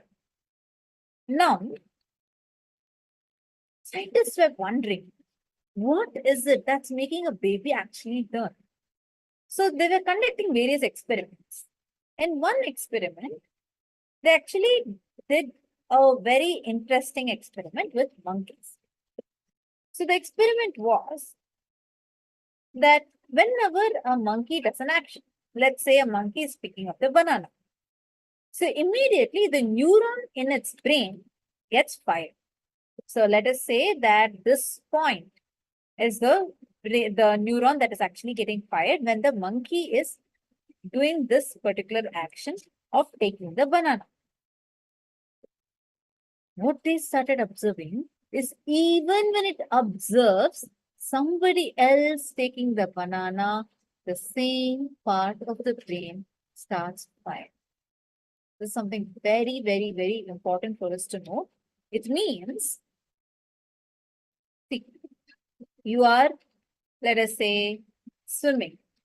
Now, while you are swimming, your brain saying that, yes, I'm swimming, you're swimming. And the brain activity, like the neurons getting fired in your brain is happening as if you're swimming, makes sense, right? But what scientists discovered was, sometimes when you even see another person swimming, your brain starts mimicking as if you're swimming, even though you're not actually doing that action. That's what they saw even in this monkey's example, where the monkey, even though the monkey is not the one that's holding the banana, when it is observing that somebody else is holding the banana, the exact same brain neurons are firing. So without the physical act of imitation, without physically imitating the person that the monkey is seeing, or the same experience is getting triggered inside the monkey. Same thing happens. Like when, let's say, when you're watching a movie, for example, you see the actor, you see a very emotional scene. Why do you think you go through the same emotion when the hero or heroine, they go through so much of joy in life, they go through a lot of struggle and they come back successful? You feel like it's your success. Why that happens? It's because you can connect to them, you can relate to them. And like even the emotion of empathy is very strongly rooted or related to this mirroring of neurons concept. So now, yes, Ma Elizabeth had also posted, okay, sorry, Ma Elizabeth, I'm just seeing your message. So you also had responded saying, yes, we see and watch and we do. That's right. That is how all of us learn. We see, we watch, and we learn. So how is that learning actually happening? This is where this mirror neurons come into play. And why we are learning about this, I'll tell you in just a few minutes, because this is going to make us understand what we are actually experiencing during the darshan. So the mirror neuron effect is almost like this. The mirror neurons are a type of brain cells that are activated both when an individual performs an action and when they just observe someone else performing the same action. For example, if you see in this image, the brain is exactly having the neurons as if it is this girl who's sitting is also doing the exact hula hoop as she is seeing what the other kid is doing. This whole process happens inside all of us, and it forms one of the basis of how we learn in our life. Like the more and more as you grow older, usually this mirror neuron starts reducing, and that's the reason you start feeling like, okay, now there is nothing more for me to learn, or like you start feeling very less amount of information going inside of you. And the mirror neurons, the number of mirror neurons you have starts reducing. Now, all of us, every action we all do, it corresponds to a particular part of our brain where the neurons actually fire. And those neurons send the electrical impulses and our motor neurons respond to it. So that is what happens the moment you decide to blink your eye. Your brain decides it's already passing that information, and that information is coming inside your eye, and it is giving a command to the motor neurons, the muscles in your eye, to blink.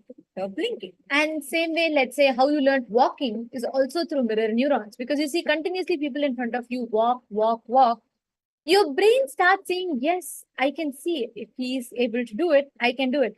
How many of you feel many times when you see a person swim, for example, as they are swimming, you'll feel like, oh, as you watch it, you will experience that, you will literally experience like you are swimming. Or for example, when someone is carrying something very heavy, how many of you feel like if I'm, like, let's say I have 10 boxes stacked up and I'm trying to carry and the box is almost about to fall.